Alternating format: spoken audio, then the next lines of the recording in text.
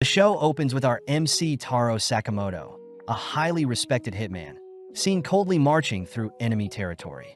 Spotting several men firing at him, Sakamoto nonchalantly deflects the projectiles, dashing through the men only to dispatch them one by one.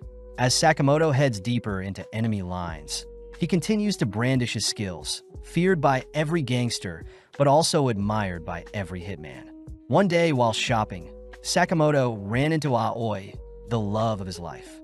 Having fallen in love, Sakamoto quit his life as a hitman and got married to Aoi only to help give birth to Hana. Now living the life of a family man, we cut to the present where Sakamoto runs a convenience store, but outside a blonde kid states he's finally tracked down Sakamoto. Hard at work, Sakamoto watches as a kid draws a target on his store's sliding doors, asking for a free juice box if he hits a bullseye. With Aoi and Hana watching the boy miss, the boy asks for another go, accidentally spilling some of his calligraphy ink on a businessman that enters the store. Annoyed, the businessman prepares to punish the boy, but Sakamoto steps in, scaring the businessman with his sheer aura. Sakamoto had prepared to assassinate the businessman with a pen, but luckily no violence was needed.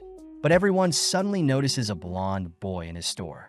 The boy compliments Sakamoto's readiness to assassinate the businessman, personally introducing himself as Shin the Psychic, but Sakamoto thinks of incapacitating Shin with a single blow to the head.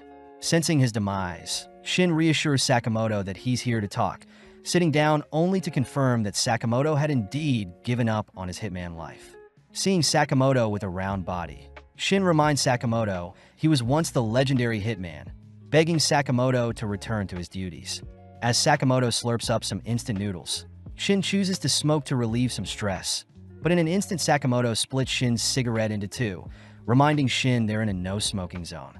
Realizing that Sakamoto hasn't lost his touch since he's retired, Sakamoto is suddenly called by an older man for a favor, making Shin wonder if Sakamoto is only disguising as a civilian. Having reached the older man's backyard, Sakamoto instantly gets to work cutting down a tree. Next, Sakamoto is asked by a lady to help feed her picky daughter some vegetables, managing to use a silver spoon to feed her. Finally, Sakamoto sees two boys fighting over who gets to play with a ball, choosing to split the ball into two with his bare hands, solving the issue. As Sakamoto takes a break, Shin realizes Sakamoto is a handyman for the whole town, praising Sakamoto for concealing his identity so well, but Shin still thinks Sakamoto has fallen so far from his legendary status. Heading to his car, Shin notes how it's only been 5 years since he's seen Sakamoto, still admiring Sakamoto for being so awesome, wishing for the day Sakamoto returns. Suddenly receiving a call from his boss, Shin reports that he had failed to convince Sakamoto to return, but the boss asks if Shin had eliminated Sakamoto for betraying them. Shin tries to convince the boss to leave Sakamoto alone, but the boss reminds Shin he'll be eliminated and replaced if he fails. That night, Shin washes up, thinking back on his missions with Sakamoto, knowing he should be the one to put his old partner down. Heading back to the store the next day, Shin walks past Aoi, Hana, and the boy playing, apologizing in advance. Upon entering Sakamoto's store, Shin tells Sakamoto he'll be leaving town today, choosing to pull out his gun as he bids farewell to Sakamoto. Seeing Shin pull the trigger, Sakamoto chooses to spit his cough drop as Shin's bullet, deflecting it onto a bag of chips on the counter. Trying to reload, Shin is distracted by an ice cream flung at him, but suddenly realizes that Sakamoto has disappeared. Cautiously scanning the aisles, Sakamoto manages to distract Shin by making some noise in one of the aisles, only to make use of a rubber band and some cough drops to snipe Shin through the shelves. Rushing to evade Sakamoto's cough drops, Shin and Sakamoto catch a glance of each other at the end of the aisle, but Sakamoto tosses a cream puff at Shin, obstructing his vision. Having bought enough time, Sakamoto sneaks up from behind, winding up a torrential kick that sends Shin flying through several shelves, reminding Shin of when he used to train with Sakamoto. As Shin falls unconscious, he suddenly awakens a few hours later, spotting Hana and Aoi relieved to see him awake, learning he had been brought to the second floor of Sakamoto's store. Seeing Sakamoto's loving family, Shin gets weirded out, confused as to why they're serving him a lovely meal even after his assassination attempt. Believing the food to be poisoned, Shin chooses to face the challenge head-on, but instead begins breaking down grateful to be served such a delicious and hearty meal. Finally understanding why Sakamoto retired, Shin and Sakamoto head outside, prompting Shin to graciously thank Sakamoto and his family for taking care of him. With Sakamoto asking Shin to come again soon, we cut to later that night, where Shin sits before his boss and his gang, begging his boss to let Sakamoto live. The boss and his henchmen scoff at such a pathetic request, reminding Shin that Sakamoto must be eliminated having abandoned their organization. But Shin offers to give his life for Sakamoto. With the boss accepting Shin's offer, the boss secretly thinks about how gullible Shin is, but having already expected the boss to lie to him, Shin turns his gun on the boss. As Shin begins a shootout with his former organization, we cut to Sakamoto listening in on their conversation, choosing to transform his convenience store into an armory littered with deadly weapons. As Sakamoto opts for a stun gun, we cut back to Shin, who slowly begins dismantling the enemies, switching from his gun to martial arts to dispatch the men. Unfortunately, Shin is caught off guard, struck by a bazooka, but still manages to run for cover. With the men rallying together, the boss reminds everyone that Shin is a psychic, meaning he can read people's minds if they're close enough. Continuing his onslaught, Shin takes out a few more men, realizing he has a single magazine left, ultimately getting struck in the leg by a bullet. Falling onto his knees, Shin is surrounded, finally giving up.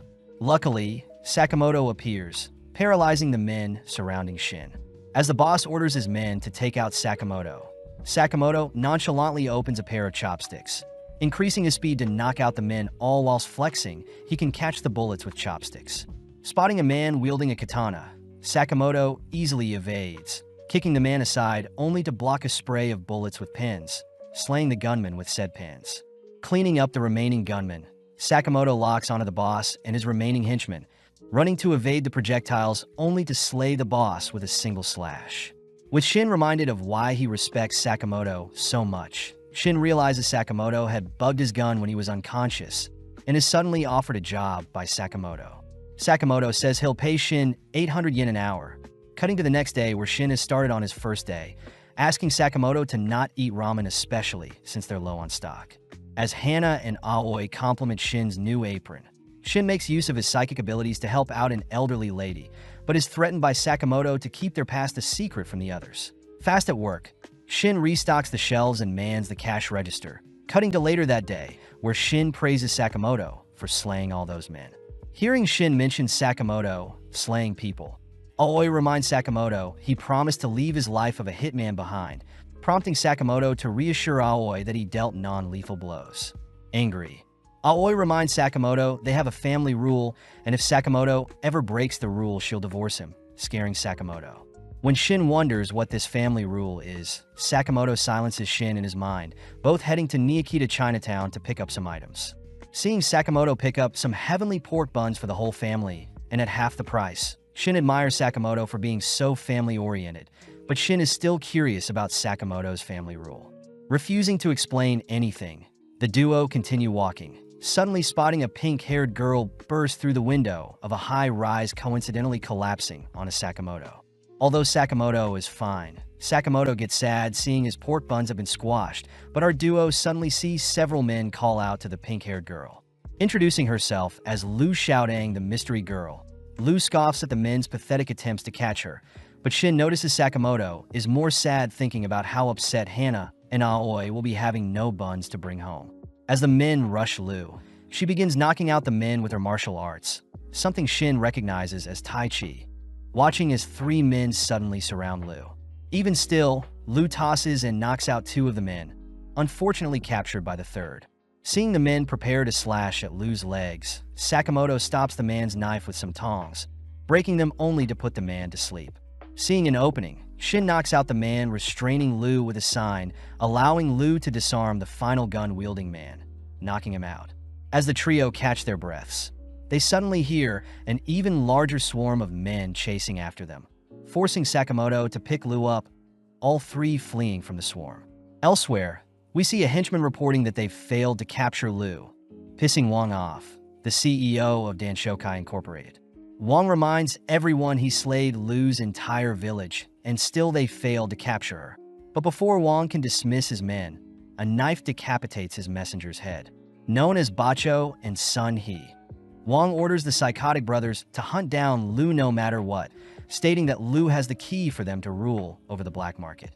With the brothers given free rein to slaughter all that gets in their way, we cut back to our trio where Lu tells Shin and Sakamoto about her belonging to the Lu Mafia clan. Lu says she is currently in possession of her family's hidden vault key. But when Shin suggests Lu get rid of such a dangerous key, Lu refuses since her family died protecting the key, remembering the final moments of her clan burning down all whilst her parents beckon Lu to flee with the key. Lu apologizes for getting others involved, leaping away, but before Shin can follow after Lu, Sakamoto holds Shin back. Before Lu disappears, Sakamoto asks if Lu can make pork buns, agreeing to assist Lu, and in exchange Lu must make pork buns for them once they make it out alive.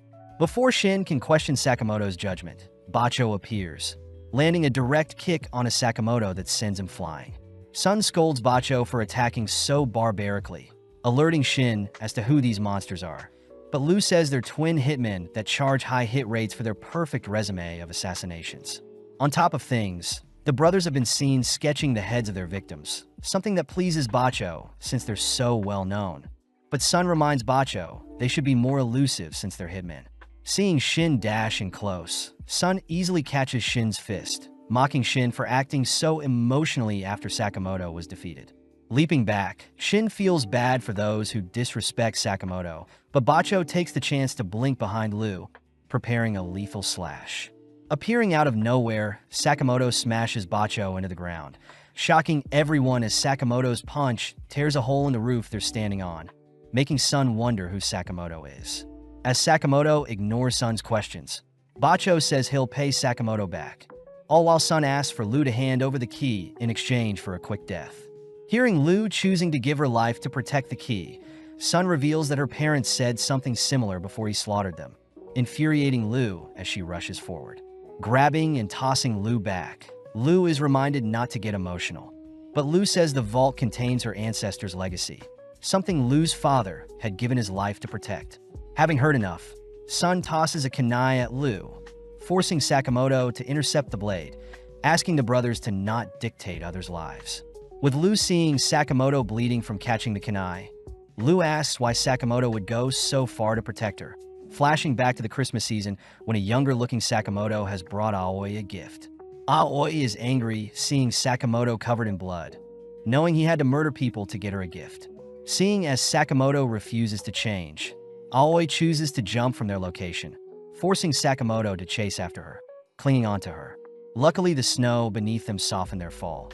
But Aoi uses the moment to show Sakamoto just like how he cares for Aoi. There are people that care for the people Sakamoto kills, asking Sakamoto to promise to never slay another and instead save people to atone for his past. With Shin reading Sakamoto's mind, he finally realizes what the no-kill rule is, watching as the brothers rush them. As Sakamoto blocks all of Sun's attacks, Shin chooses to evade and dodge all of Bacho's slashes, intriguing the brothers as to who Sakamoto is.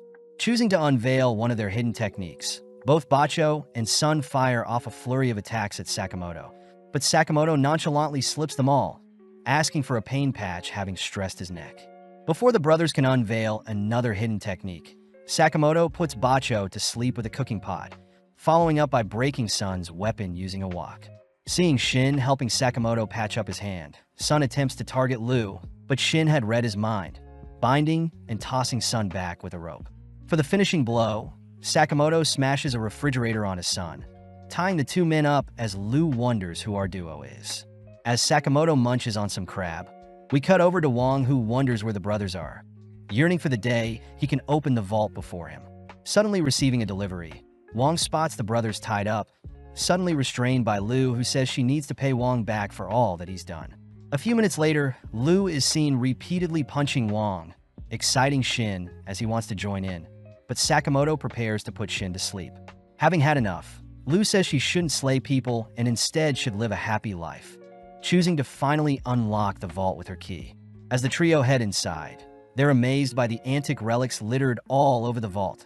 Something Shin reads are valuable items every past leader of the Lu clan treasures. Seeing the item her father left behind, Lu reads that her father had left behind some valuable booze to one day share with Lu, making Lu treasure her family. Sitting down, Sakamoto unveils the squished pork buns, snacking on them as Lu remarks the Japanese buns are pretty tasty. The next morning, Shin sees reports of the aftermath of their brawl with Wand and the brothers, suddenly seeing Sakamoto enter the store exhausted. Seeing Lu enter with an apron, Shin wonders why Lu doesn't just sell her family's vault instead of working. But Sakamoto reminds Shin that he is now part of the family and must follow their family's no-kill rule. At the same time, we see several figures receive a bounty on Sakamoto and Shin, with Sakamoto's bounty valued at 1 billion yen. With several days passing, Lu continues to show up to work, but is scolded by Shin for being 2 hours late. Restocking the aisles, Shin calls out Lu for placing detergent in the drinks section of the fridge, but Lu says customers can figure it out themselves, stuffing everything into one place. Shin wonders if Lu has ever worked a job in her life, learning that Lu used to help her dad dig and bury strange bags, but this makes Shin ask for Lu to be fired. Hearing the two argue, Sakamoto asks for Shin to not say such mean things, and that Lu should apologize when she's late, shocking the two. Heading outside, Sakamoto reminds Shin to sweep outside and for Lu to finish prepping the pork buns, but Shin is more worried realizing how talkative Sakamoto is. Sakamoto reminds Shin that he is human too, but out of nowhere a second Sakamoto appears, sitting down at the counter and picking up where the first one left off. The first Sakamoto accuses the second of being a doppelganger, thrusting a sword at the second, but the second dodges, holding up a blade to the first as the first pulls out a gun. With both Sakamotos standing down, the second Sakamoto greets Nagumo, prompting the first Sakamoto to unsheath his disguise. Shin gets terrified, unable to read Nagumo's mind, watching as Nagumo turns and laughs at both himself and Lu. Annoyed, Shin and Lu punish Nagumo, demanding to know how Sakamoto knows Nagumo, learning that Nagumo works in the supermarket across the street and is friends with Sakamoto. Hearing Nagumo mention he is 18, Shin wonders how Sakamoto met him, but Sakamoto reveals Nagumo is 27 and that there is no supermarket across the street. Seeing as Nagumo lied to them again, Shin and Lu beat and tie Nagumo up, prompting Nagumo to mention that Sakamoto has a 1 billion yen bounty on his head, but Lu and Shin refuse to believe another one of Nagumo's outrageous lies.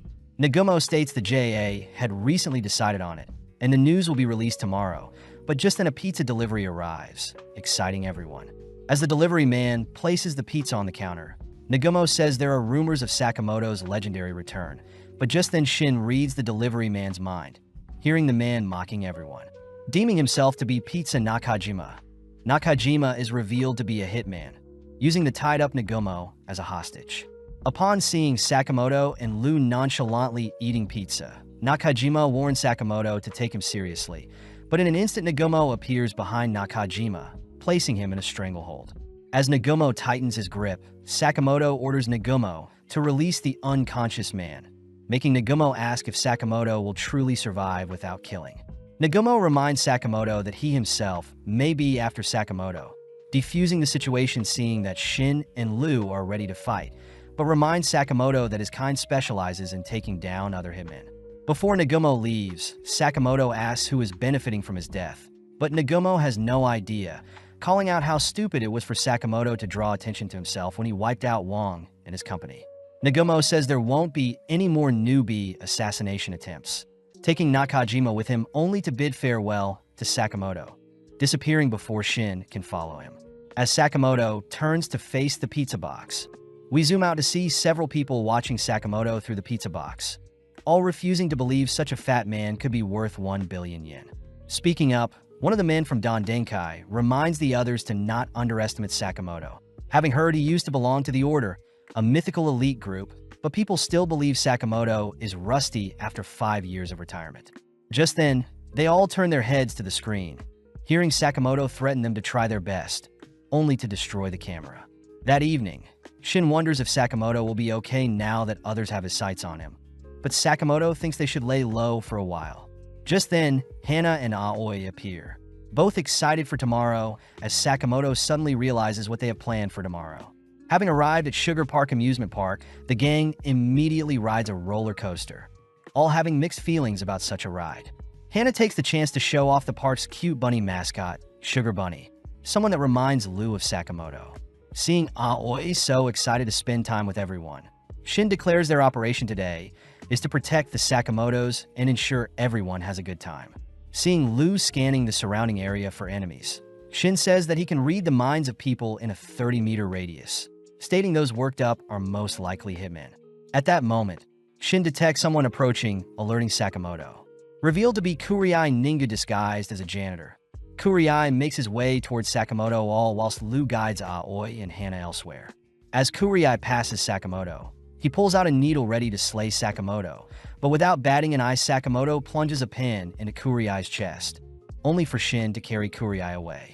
With Aoi and Hana not realizing what happened, Shin and Lu dispose of Kuriai's body, amazed that Sakamoto incapacitated Kuriai without hitting any vital organs. Having witnessed everything, Tatsu scolds Kuriai for being so obvious, annoyed at Shin's mind-reading powers, but wonders if he can suppress his killing intent to go undetected.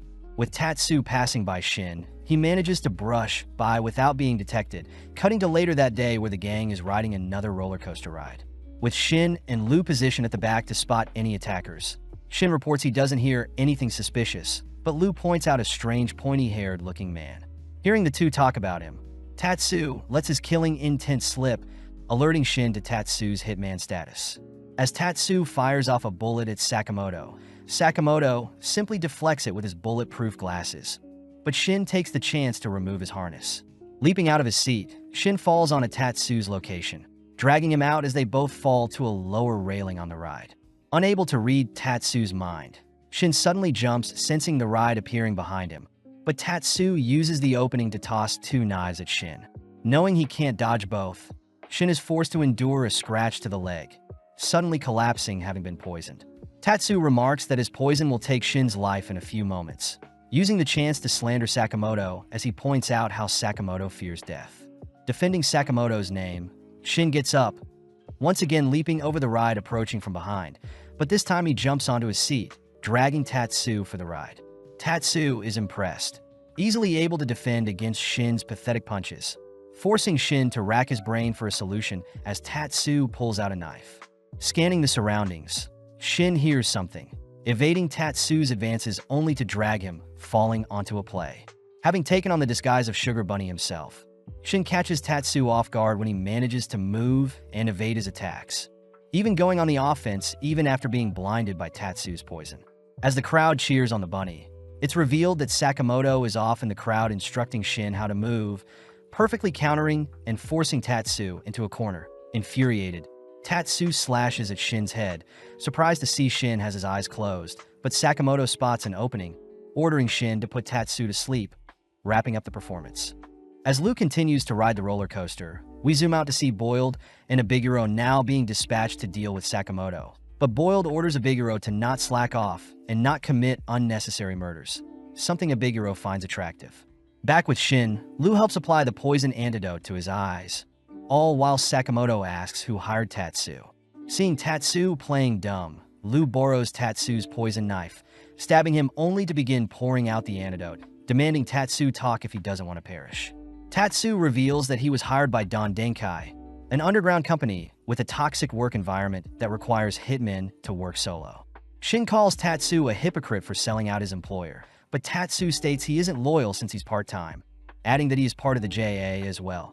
With Lu curious as to what the JAA is, Shin shows Lu his license for the Japanese Association of Assassins. Apparently, the JAA is a company that helps manage the top hitmen, giving them hits in exchange for a fee, and only works with the top 400 hitmen, with both Shin and Sakamoto being members. Seeing as this is the perfect chance, Tatsu asks if Sakamoto used to be in the order, but upon seeing Sakamoto's serious glare, Tatsu is impressed that the rumors he heard weren't just lies. At that moment, Aoi and Hana arrive, recognizing the tied-up Tatsu as the villain they saw in the performance, convinced that Shin is simply practicing more performances with Tatsu brushing him off. With the gang all heading off to enjoy Hana's handmade meals, Shin stays back to confiscate Tatsu's deadly weapons, asking Tatsu to enjoy his life. Tatsu is surprised he has been spared, spotting Hana running back to give him a bandage, weirded out. Now that he's alone, Tatsu reveals he could have freed himself all this time, but instead chooses to enjoy the amusement park, cutting over to Sakamoto, who indulges in the lovely handmade meals with the others. Shin utters that his mind is currently foggy, having been afflicted by the antidote, prompting Lu to ask Sakamoto if they could leave for the day. With Aoi arriving, She demands to know what our trio are hiding, cutting over to Tatsu, who is being confronted by Boiled. In an instant, Abiguro restrains and sits on Tatsu. But seeing Abiguro acting so cocky, Boiled orders Abiguro to close her legs. Embarrassed, Abiguro lets Tatsu go, learning that Abiguro and Boiled have been sent to ensure Tatsu doesn't fail, especially since Tatsu will be removed if he fails. Abiguro voices how excited she is to be hunting down the legendary Sakamoto. But Tatsu notes how goofy the two are, remembering that the duo had eliminated over 100 people during the Balkan battles 2 years ago. Back with Sakamoto, he along with Lu and Shin rush to explain their excitement for the amusement park, reassuring Aoi and Hana that they're good to continue exploring the park. More alert than ever, the gang ensures Hana and Aoi's time in the park isn't spoiled, cutting to later that evening where Aoi takes the gang to a haunted house, a location that favors assassins. Guided by a deceased nurse, the nurse explains her backstory, tickling Aoi and Hana's curiosity, but Lu is clearly hating the atmosphere. With the gang left to explore the haunted house, Boiled and Abiguro are seen spying on them through the control room, all whilst the gang compliment the unique details done to the interior. Out of nowhere, Shin is attacked by a zombie, forcing Sakamoto to draw the zombie's attention, evading and barraging the zombie with strikes, impressing Shin as the zombie seems to be stunned. Continuing through the ride, Sakamoto shows Shin the zombie's license, noting how the zombie was a mere rookie hitman. But Boiled and Abiguro can't help but be amazed at Sakamoto's moves even after retiring. Hearing Abiguro begging to slay Sakamoto, Boiled orders Abiguro to leave Sakamoto to him. Abiguro reassures Boiled Sakamoto is all his, asking Boiled to not work out when he's stressed, reminding Boiled he used to be Sakamoto's friend. Flashing back, we enter the Hitman training center, only to see a 15-year-old Boiled meeting a 14-year-old Sakamoto for the first time. Boiled had heard Sakamoto had beaten up his friends, impressed to see Sakamoto so skilled, so they ultimately clicked as friends. Spending more time together, they're seen alone during Valentine's Day, only for several girls to confess their love to Sakamoto. With Nagumo also showing off his haul of Valentine's gifts, Boiled confirms that Sakamoto and himself were actually not alike, something that makes Abiguro love Boiled even more, seeing Boiled acting tough. As Sakamoto and the family head deeper into the haunted house, Sakamoto is forced to deal with several more zombie attackers. Amazing Shin as Hana is unfazed by the horror around her. Not wanting to be beaten, Lu chugs her clan's remedy to suppress her fear, but Shin calls her out for simply using alcohol to quench her nerves.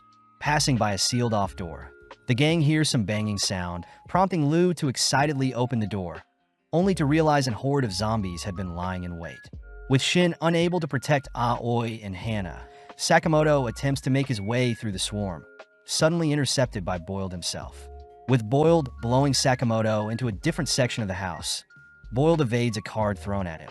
Hearing Sakamoto demand Boiled let him pass. With Boiled disappointed to see Sakamoto doesn't remember him, Sakamoto gets pissed, declaring he'll show Boiled hell. At the same time, Shin manages to clear the zombies, entering a room only to be relieved seeing Aoi and Hana sleeping peacefully. Speaking up, Abiguro reassures Shin that the girls have only been put to sleep, declaring that she and her zombies will have to distract Shin until Boiled is done. Out of nowhere, Lu fires off a kick that sends Abiguro flying, something Shin recognizes is the drunken fist style of fighting. With Abiguro excited for a decent fight, we cut back to Boiled to ask again if Sakamoto remembers him. Ignoring the question, Sakamoto asks where his family is, dashing in close to sneak attack, but Boiled detonates an explosion before Sakamoto can get close. Equipping his special gloves, Boiled sends several more explosives bouncing around the room, detonating them only to use the explosion to land a flush punch on Sakamoto. Back with Lu, she rushes in for strike on Abiguro, but Abiguro nonchalantly catches Lu's fist, complimenting Lu's technique only to shake Lu until she gets sick. Wanted to have some fun, Abiguro orders Shin to be tied up, uttering that she wants to draw out Lu's strength, giving Lu a challenge. Abiguro wants Lu to land a hit on her every 10 seconds, or else Shin will be sliced, but Lu suddenly begins crying, yelling that she doesn't want to hurt anyone. Back with Sakamoto, we see him completely defeated by Boiled, listening as Boiled reminds Sakamoto that it's been 5 years since he's retired. When Sakamoto tries another attack, Boiled simply detonates another explosive, declaring that his super ball bombs combined with his rocket dynamite punch will ensure Sakamoto is defeated.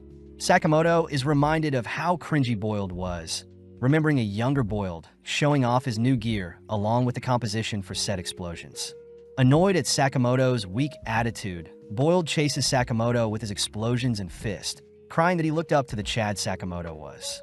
Charging up a lethal blow, Sakamoto catches a glimpse of his family, suddenly sent flying deep into the building corridor.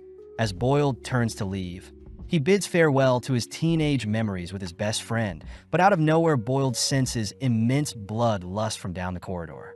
Marching towards Boiled, Sakamoto begins listing the chemicals Boiled uses for his bomb's composition, declaring that he's finally remembered Boiled and will now show Boiled how much he's grown. Back with Lou, she manages to withstand several of Abiguro's strikes, impressing Shin as he thought he would be finished. As Abiguro sends a roundhouse kick, Lou manages to duck, striking Abiguro with her braids, luckily resetting the 10-second timer. Firing off an axe kick, Abiguro pummels Lou, frightening Shin as Abiguro turns to leave. Surprisingly, Lou gets back up with a nosebleed, laughing at how desperate Shin sounded. Abiguro gets weirded out, seeing Lou scoffing down more booze. But when Abiguro chases Lou with several attacks, she fails to land a single one, instead receiving a kiss that resets the timer.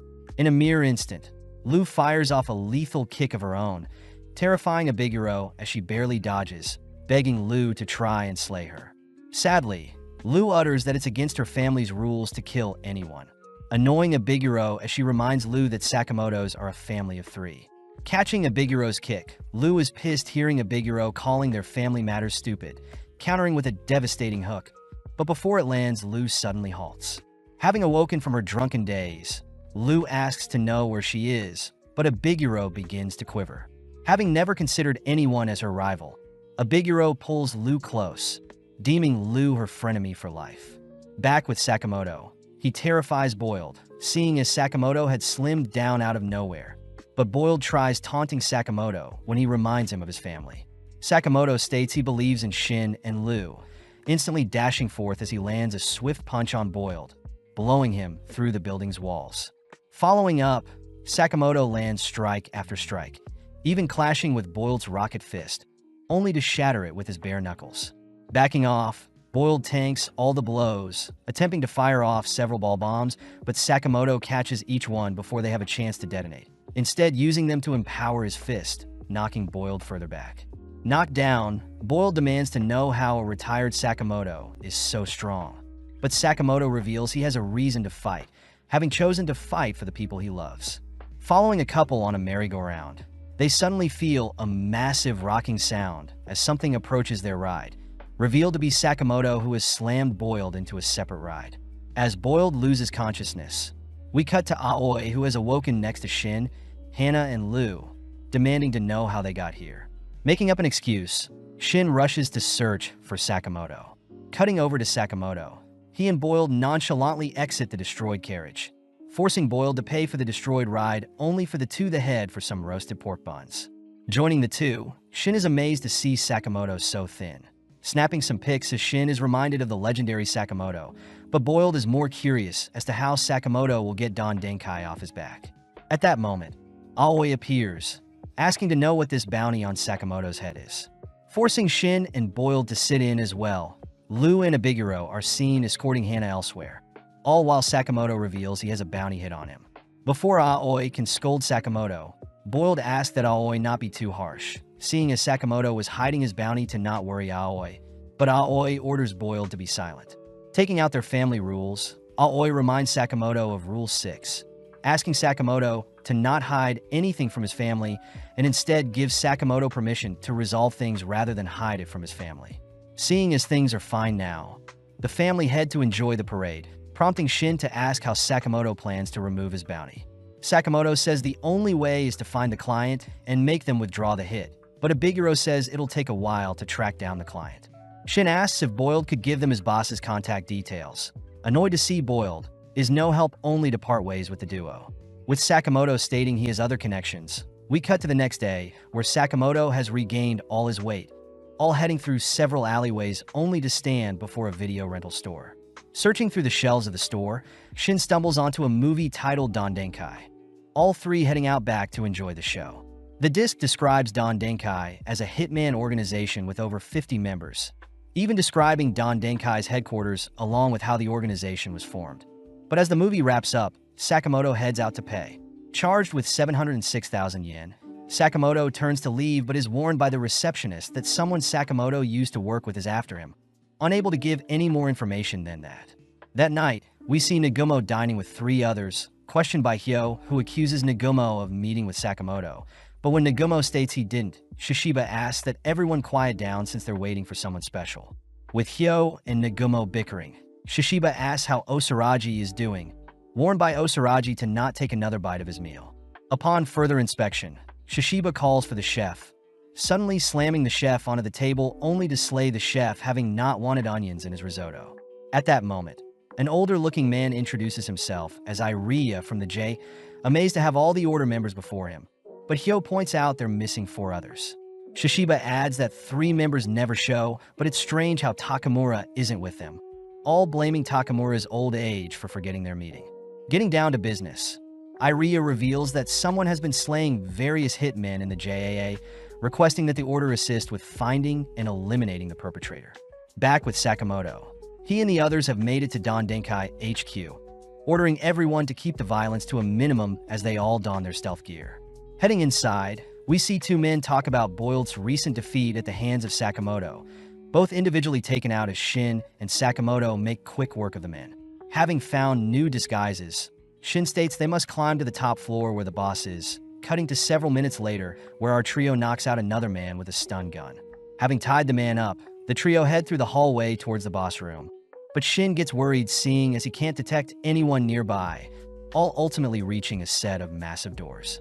With Sakamoto giving the signal, they burst into the boss's room, shocked to see a pile of corpses all, whilst Nagumo sits in the middle of the room. Declaring that he had slayed all the Don Denkai members and the boss himself, Nagumo apologizes for what he's about to do, suddenly blinking behind Shin, only to puncture his neck. Luckily, Nagumo was only kidding, having arrived too late and discovered the Don Denkai members were already dead. Sakamoto asks why Nagumo is here, hearing that there has been an absurd amount of hits on Hitman, with a total of 100 JA members losing their life within the past few months. Shin realizes 100 is a quarter of all professional hitmen, hearing Nagumo refer to the perpetrator as X or Slur, confirming that the order has been dispatched to deal with this new threat. Lu takes the chance to ask what the order is, learning that the JA selects the best hitmen to take on impossible missions, and Sakamoto himself was once in the order. Lu and Shin remind Nagumo that Sakamoto has retired from killing, but Nagumo does mention how Sakamoto's bounty, along with the various hitmen being slayed, started around the same time. Elsewhere, we see a man dressed in all white mark his territory with an X, having used the blood from his enemies to draw his signature marking. The next day, Shin notes how annoying it is for so many hitmen to still be after Sakamoto, all watching as another hitman enters the store only to be knocked out by one of Sakamoto's gun racks. Sakamoto thinks back on Nagumo's words, pointing out that since Sakamoto struggled against Boiled, he'll surely struggle in the future, ordering everyone to get stronger in preparation for what is to come.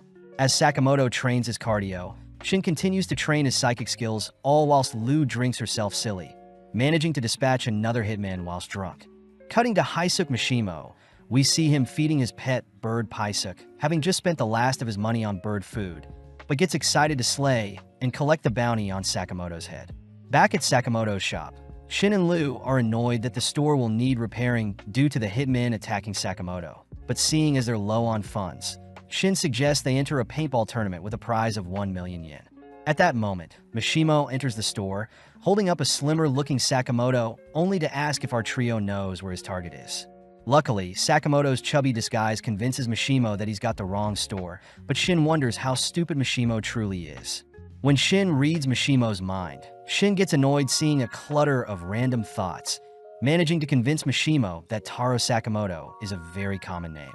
Completely lost, Mishimo reveals that he won't be able to cover the travel fee home, nor does he have any food or money, despairingly leaving the store.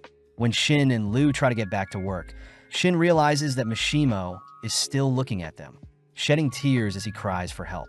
Reluctantly, our trio sends Mishimo off with a bag of pork buns, gratefully sharing the meal with his bird. That night, Mishimo returns to his rundown tent, having been a gift from his grandma, only to declare that he'll be rich one day. Mishimo thinks back on when some older men fired him from being a hitman, swearing that he'll prove the higher-ups wrong. But suddenly a gust of wind topples Mishimo's tent. On the brink of tears, Mishimo suddenly spots a flyer, seeing it to be a paintball tournament for 1 million yen, crying out that this may be his big break. As the day of the 52nd Ikurizaka paintball tournament kicks off, Shin and Sakamoto arrive bright and early, stocking up on some high-end walkie-talkies. Off to the side, they spot that Lou will be cheering them on, not wanting to participate, but suddenly the trio spot Mishimo, trying to join by himself, reminded that only teams of 2 to 5 can join. Luckily, Mishimo spots our trio, officially forming a team with Sakamoto and Shin. With the announcer explaining the rules, she states that paintball BB pellets will be used, allowing the whole street to be their playgrounds. But Shin is more impressed that the event is to encourage a community cleanup of the neighborhood. As the players get into position, our trio are seen going over the rules. But as the game starts, 4 men in jumpsuits target Sakamoto's group. In an instant, the 4 men are struck with paintballs, shocking Shin as Mishimo manages to locate and strike the 4 men in mere seconds. Before Shin can ask any questions, he leaps to evade several pellets, managing to strike out 2 other players, but 2 men seem to have snuck up on Sakamoto during the chaos. Unfortunately, Sakamoto steals the men's guns, easily eliminating another party as he dreams of bulletproofing his store and stocking up on all sorts of cup ramen. Mishimo is grateful to have such competent teammates, wondering if Shin and Sakamoto are paintball nerds. But Lou accidentally gets carried away cheering for our trio, revealing Sakamoto to be Mishimo's target. As Mishimo checks the photo once more, Shin tries to cover it by pointing out features Sakamoto is lacking from the photo, but as Mishimo and Shin share a laugh, the 3 suddenly raise their weapons ready to brawl. As Mishimo finally realizes who Sakamoto is, he states he hates liars. But before the trio can turn on each other, another party attempts to snipe them from afar.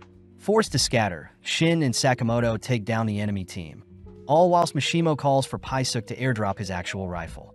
Lock and loaded, Mishimo sends a bullet flying directly at Sakamoto, forcing Sakamoto to deflect the bullet with his palm, but loses a portion of his hand in the process.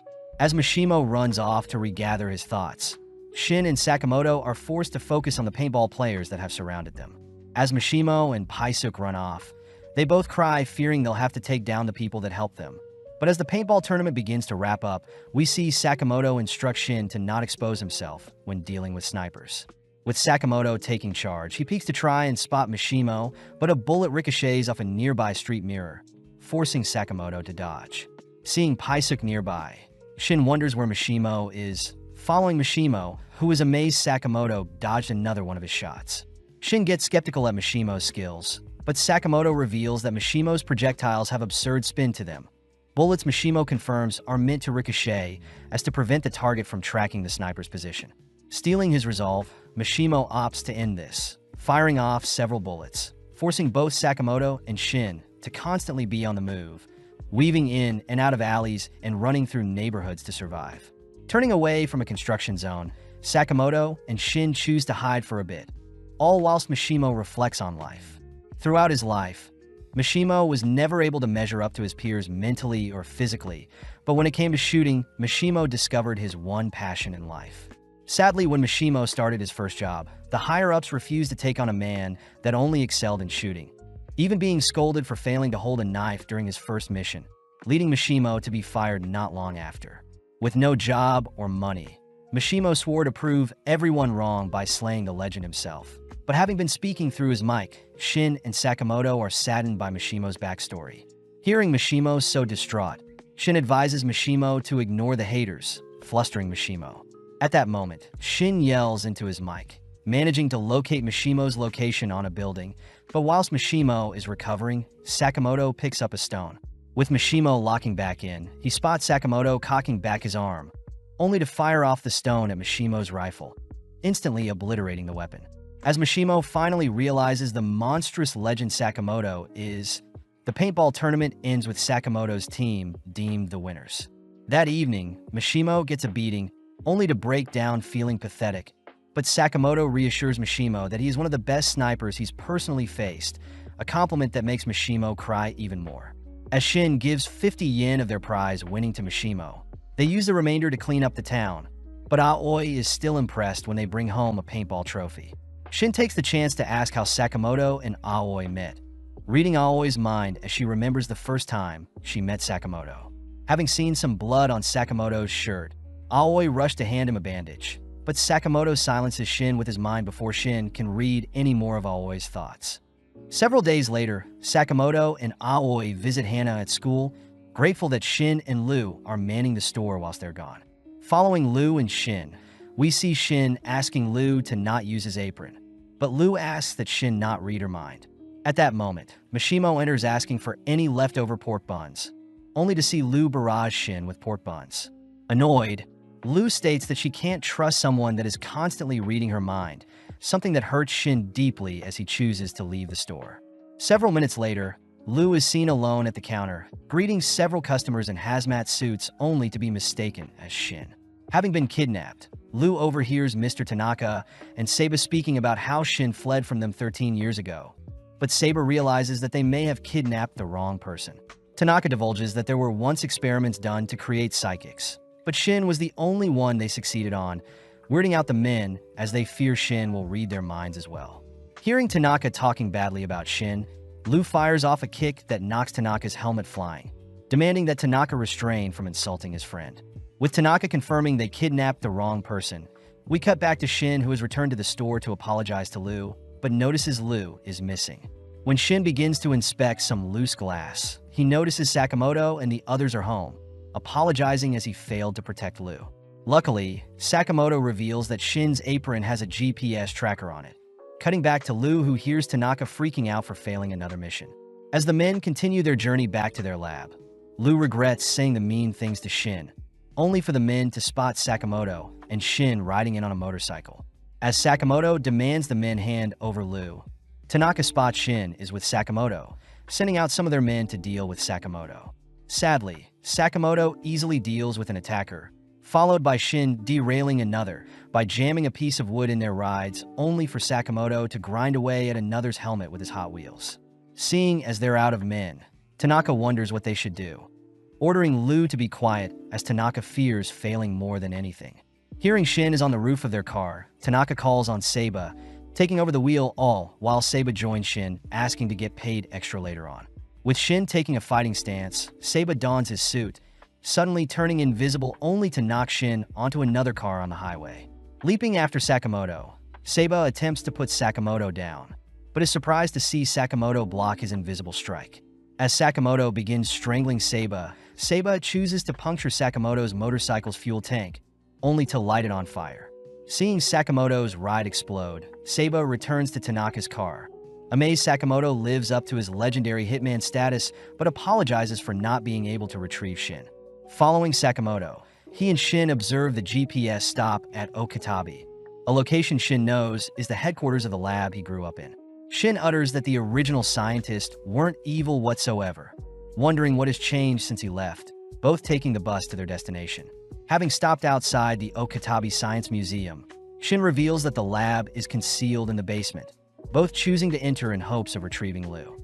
Upon entering the museum, our duo are stopped by some workers that convince Sakamoto and Shin to stop for a picture, both given dinosaur heads to pose and keep. Back on track, Shin guides Sakamoto to a hidden passage, all whilst Lu is wheeled through the lab, having been tied up. As Lu looks around the lab, she suddenly is stopped as Kashima asks if Tanaka had succeeded with capturing Shin, wondering if the girl before them is truly the psychic they're after. Hesitantly, Tanaka lies, reminded by Kashima that Tanaka's life is on the line if they fail. But Lu is more curious as to why Kashima has a reindeer mask and stitches all over his body. Speaking up, Saber reveals that he caught the wrong person, prompting Tanaka to be sent away with Lu, leading Kashima to ask Seiba to retrieve Shin himself. Back with Shin, he stands before several clocks, turning the clock's hands and maneuvering a nearby bear only to reveal a secret elevator. When Shin tries to enter the passcode from several years back, he's surprised to be denied, suddenly spotting the bear's head reveal a gun that fires at them. Managing to evade the gun spray, Sakamoto makes quick work of the brown bear, all watching as a second bear appears, but Shin skewers the white bear before it can fire off any projectiles. With a voice announcing that Phase 1 is over, the elevator along with the bear's corpses are removed, giving rise to the dinosaur bones behind them.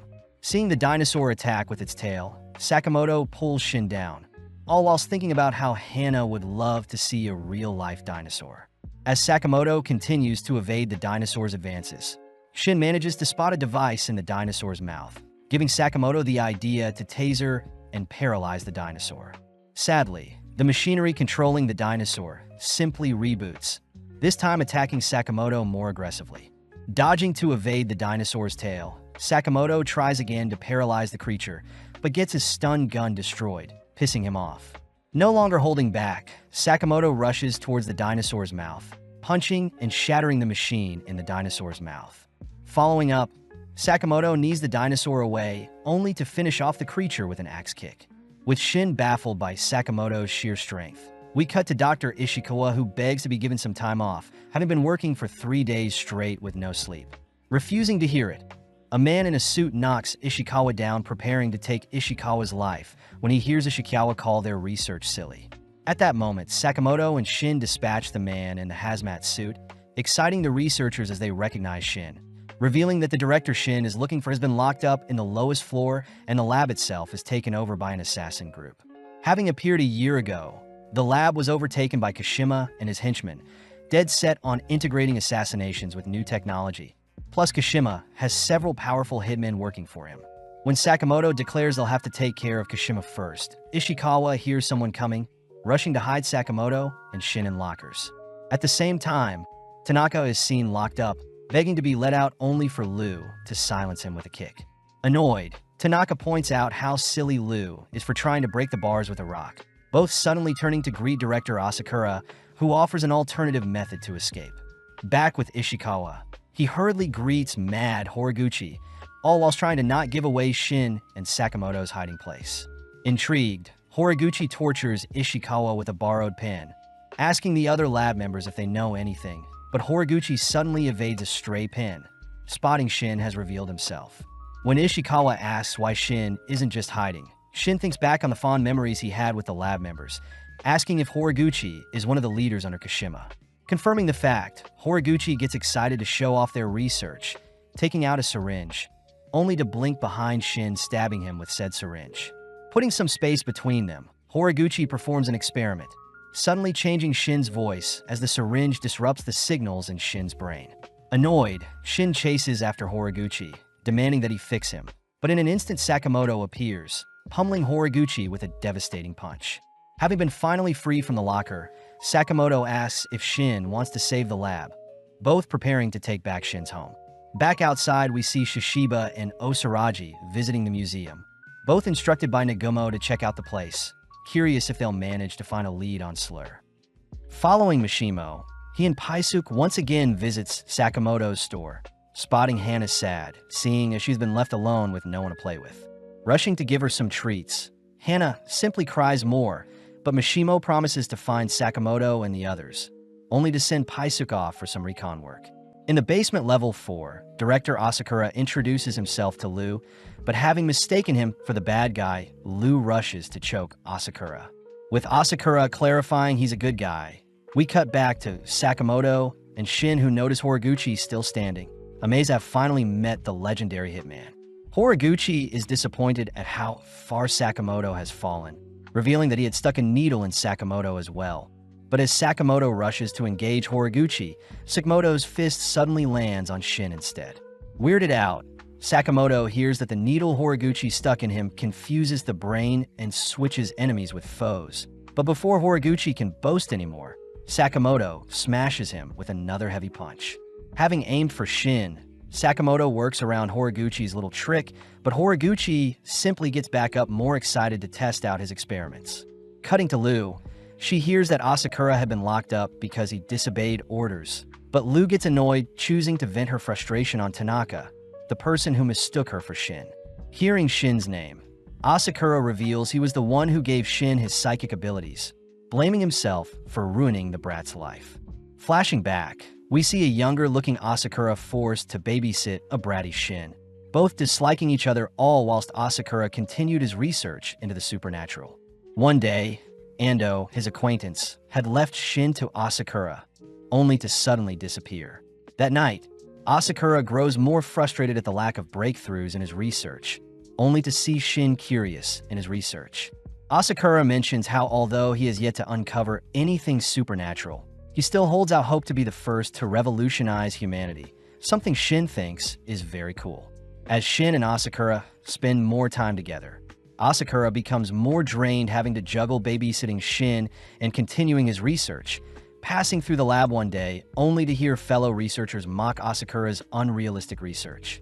Surprisingly, Shin stands up for Asakura, but later that night, Asakura finally manages to create a mixture that may change his career. At that moment, a tired Shin enters the lab, choosing to drink the newly created mixture seeing as he is thirsty. But as Asakura rushes to check on Shin, Shin simply begins to vomit. The next day, Asakura sees no abnormal signs from Shin, but out of nowhere Shin states that he's not okay, having been able to read Asakura's mind. In the following days, Shin would tease Mr. Tada for fantasizing about Miss Namiki, horrifying Asakura as the lab members run several more tests on Shin. Over time, the lab members grew distant from Shin, denoting how Shin's powers are actually quite creepy. Not wanting Shin to live an isolated life, Asakura rushes to come up with a cure for Shin's powers. But when Shin asks if Asakura is proud of his greatest work, Asakura apologizes, having never wanted Shin to be tangled up in his research. Frustrated, Shin pushes Asakura aside, running away several days later, something that makes Lu and Tanaka bawl, hearing such a sad story. Lu reassures Asakura that Shin doesn't hate him, mentioning how Shin has grown used to his powers. Lu suggests for Asakura and herself to apologize to Shin, seeing as both of them fought with Shin, but Lu brings up Rule 11 of the Sakamoto family, uttering that anytime people fight, they should make up not long after. Laughing at his own pathetic attitude, Asakura reveals a vial of acid he can use to melt through the jail bars, only to ask if Shin has grown taller. Having alerted a guard, Asakura and Tanaka stand ready to face the guard, but in a moment Lu dispatches the guard, declaring that they'll begin making their way to where Shin is. Back with Sakamoto, he's seen misfiring onto Shin, having learnt that Horiguchi can choose to turn on and off the needle, interfering with Sakamoto's attacks. Running through his experiments, Horiguchi unveils a trick to make his arm grow muscular, leaping in close only to smash the ground in front of Sakamoto and Shin. Before Shin can retaliate, Horiguchi simply activates Shin's needle, forcing Shin to attack Sakamoto instead.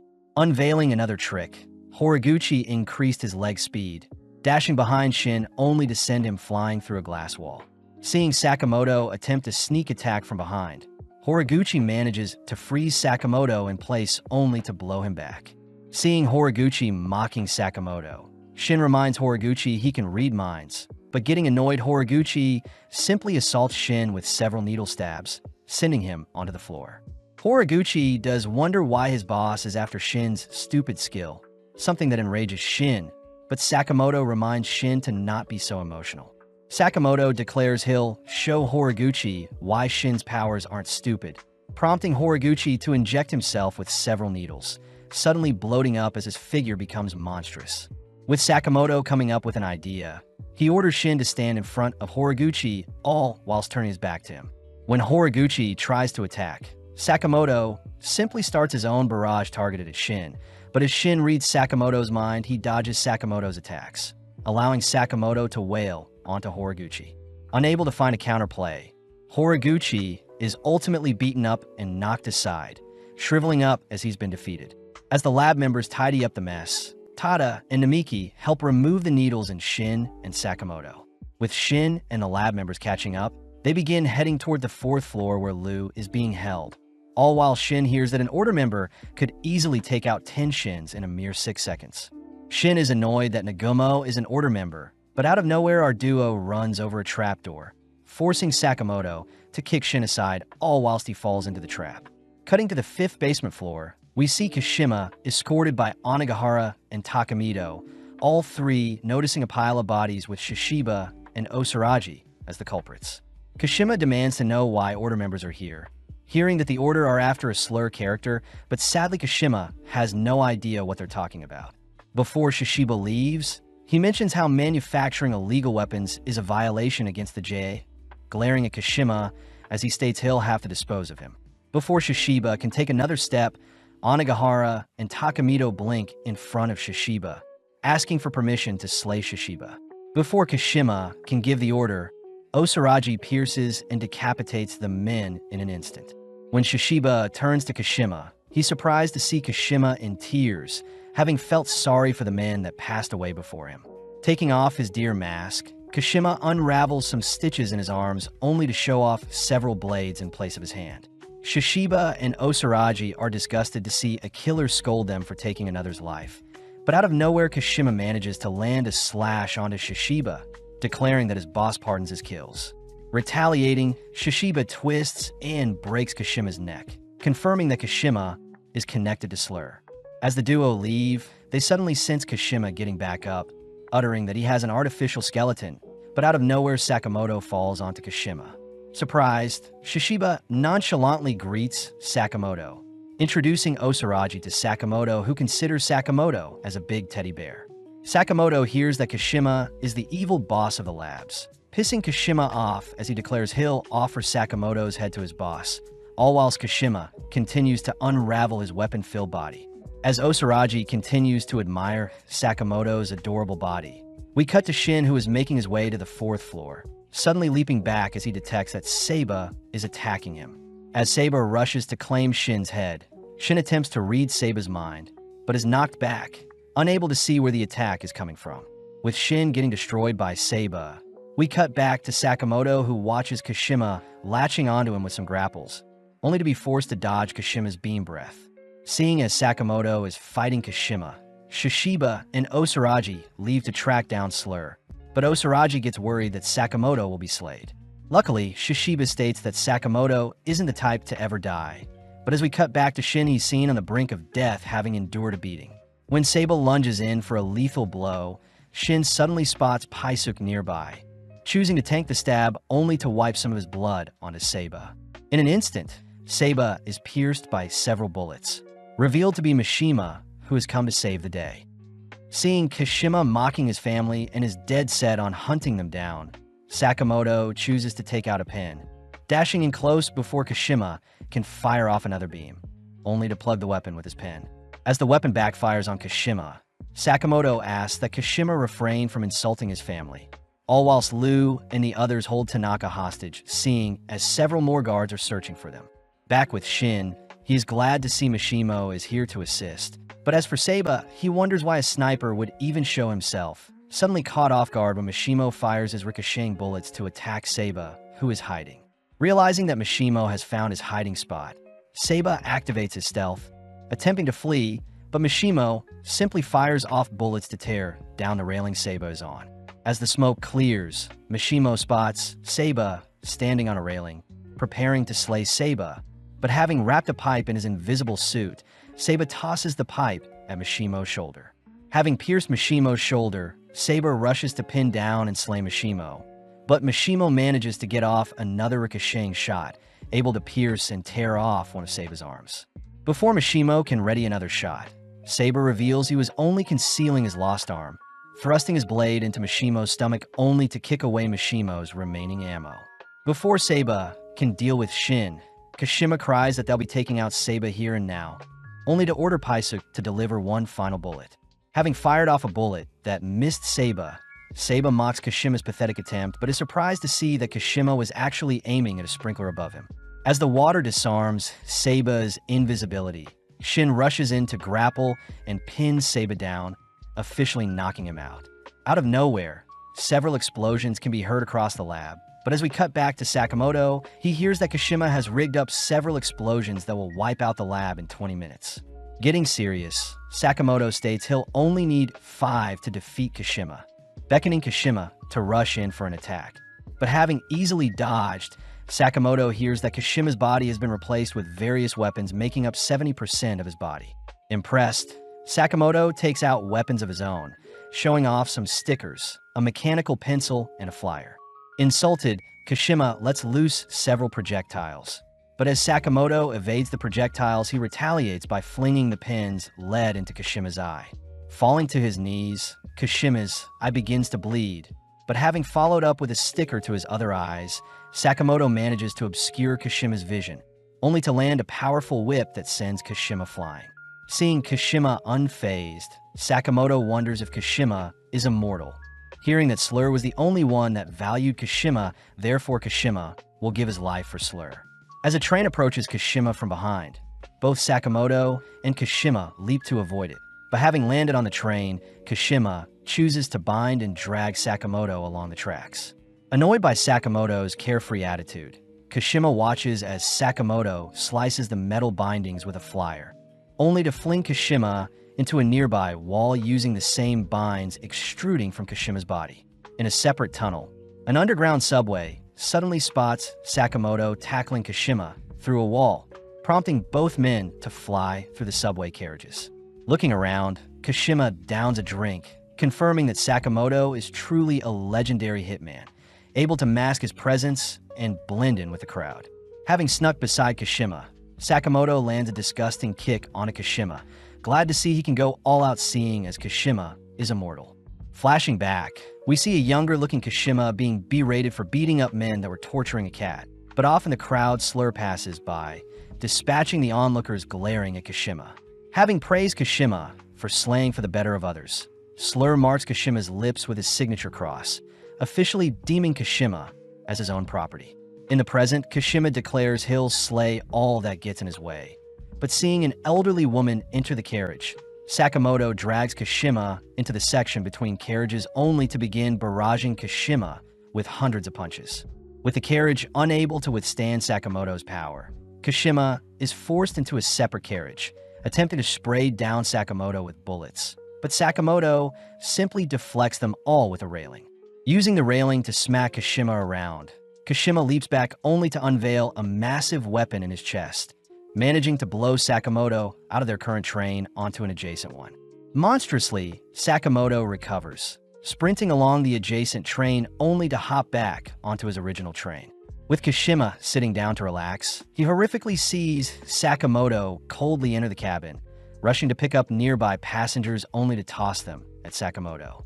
Sadly, Sakamoto nonchalantly catches and places the passengers back down, but choosing to end their duel, Sakamoto combos Kashima with several strikes only to drag his unconscious body out of Sato-Higure Station.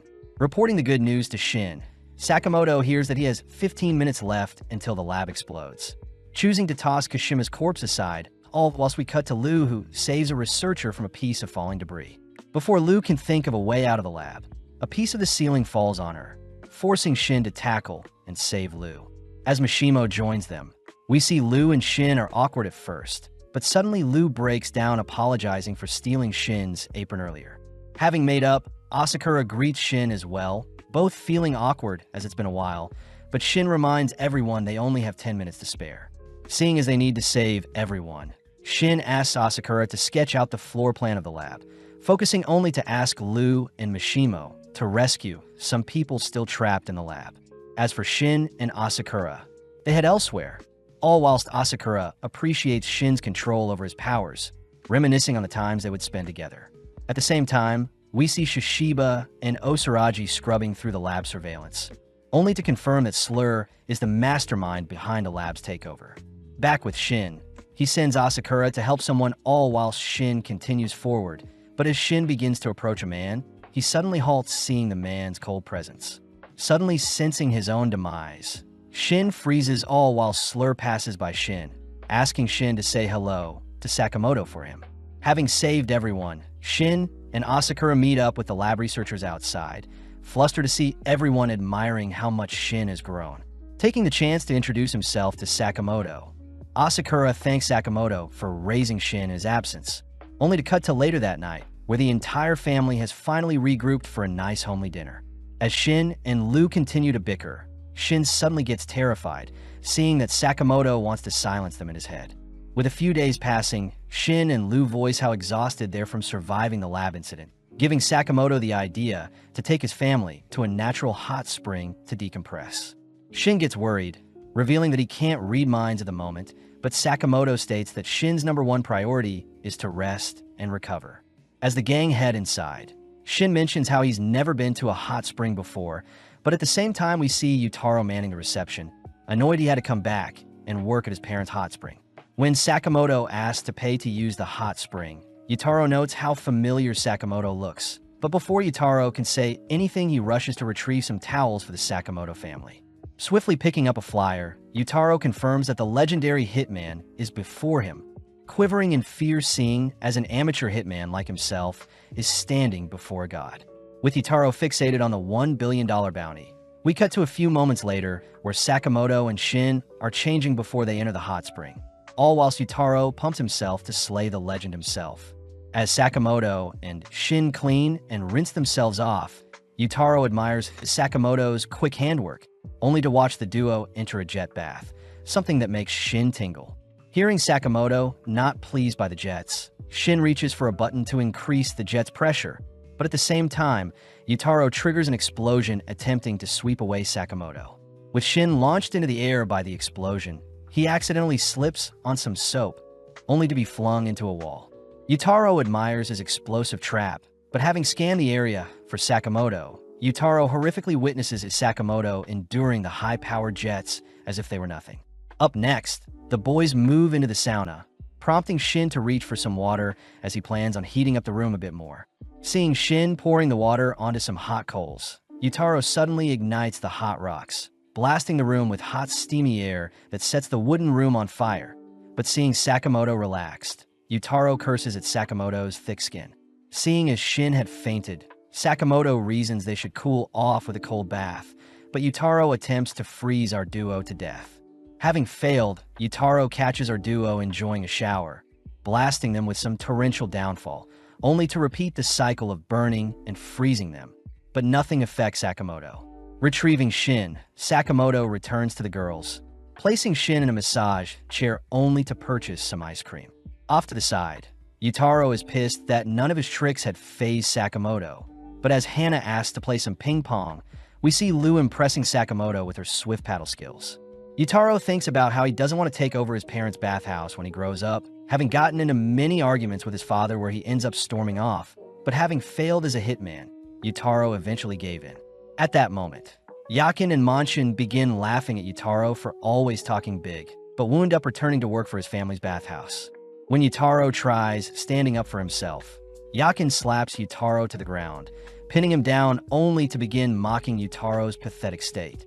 Pissed, Yutaro warns the bullies to not make fun of his family's bathhouse, but sadly Yutaro stands no chance against the bullies. Having heard everything, Sakamoto chooses to hit the ping pong ball towards Yakin, blasting him away from Yutaro only to fall unconscious by the impact with the floor. Next up, Sakamoto finishes up his ice cream, choosing to toss the ice cream handle at Manshin's blazer, pinning him to a nearby vending machine, which knocks him out. Grateful for Sakamoto's help, Yutaro realizes Sakamoto knew all along about his assassination attempts. But before Yutaro can apologize, Sakamoto cuts him off, instead complimenting the bathhouse's innovative designs, promising to return with his family in the future.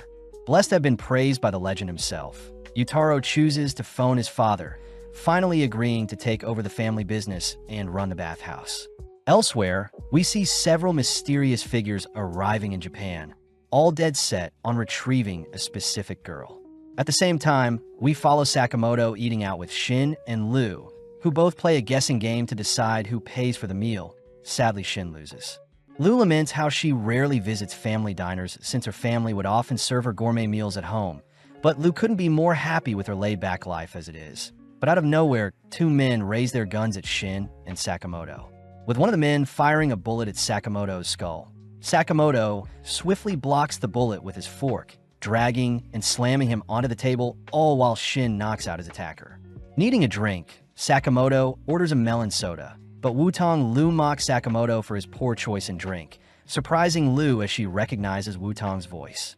Surprised to see a member of her clan alive, Wutong reveals that their clan is in need of a leader, advising Lu to stay away from the life of a barbaric hitman, but Lu refuses to rejoin their family mafia. Seeing Lu up in clothes, Wutong explodes with a bloody nose, flustered over how cute Lu is. But Lu utters that since she was young, Wutong would always follow her around, supposedly taking on the role of advisor to her family.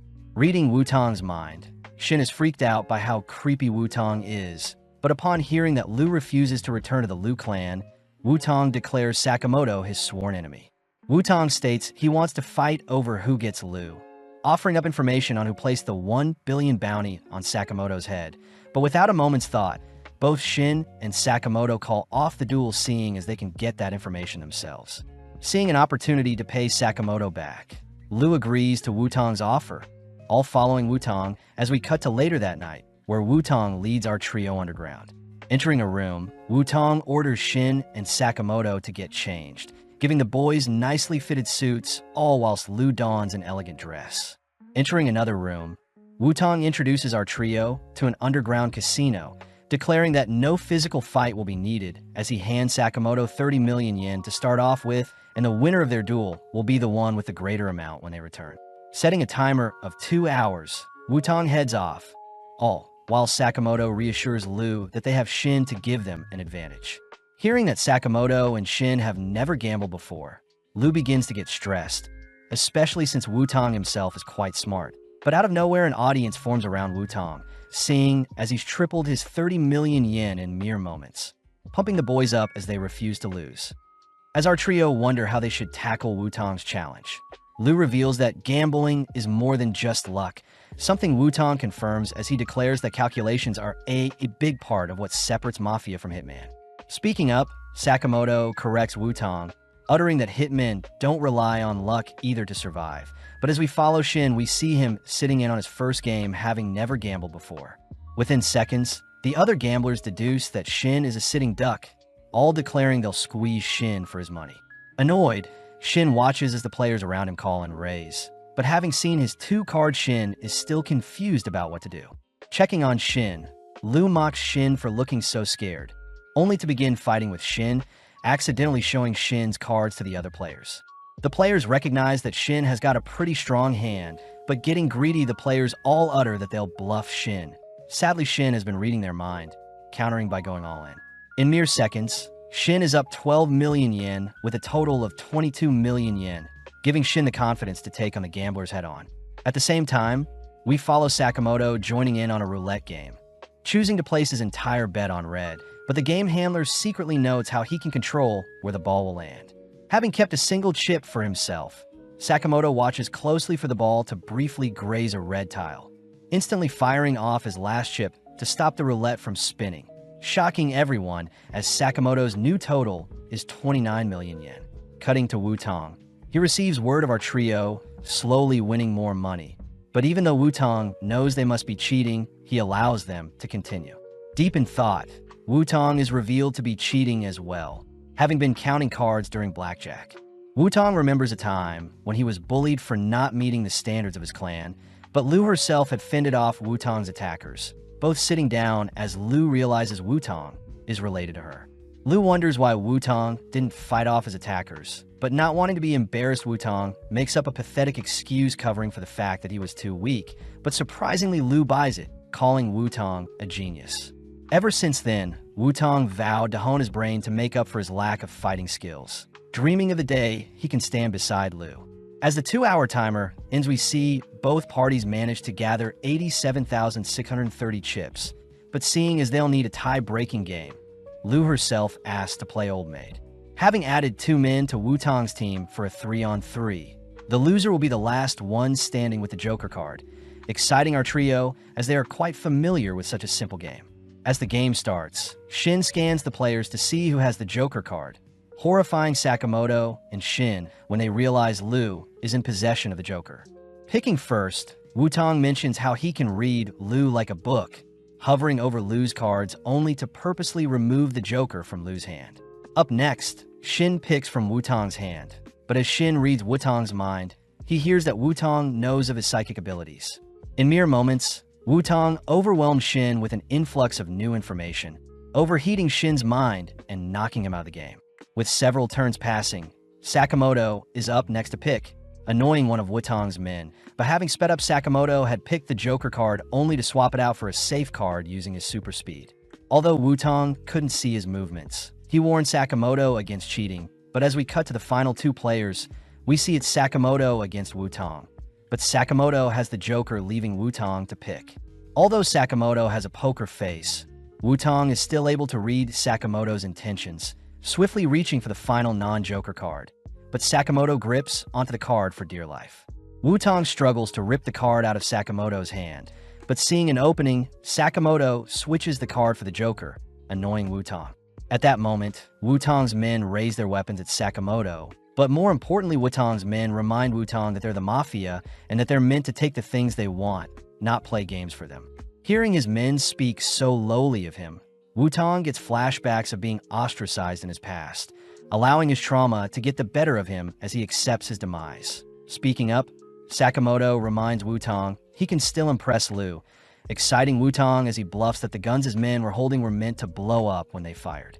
Having distracted the men long enough, Sakamoto and Liu get to work dispatching the armed men, tossing and knocking them away, ultimately managing to take down the army with the use of a pool stick and pool balls. As for the final man, Wutong reveals his bluff by firing off one of the supposed rigged guns, admitting defeat as Wutong utters he doesn't deserve to stand by Liu's side. Sakamoto states that he doesn't want to decide what happens to Wutong's and Liu's relationship, empathizing with Wutong as Sakamoto has a family to love and protect as well.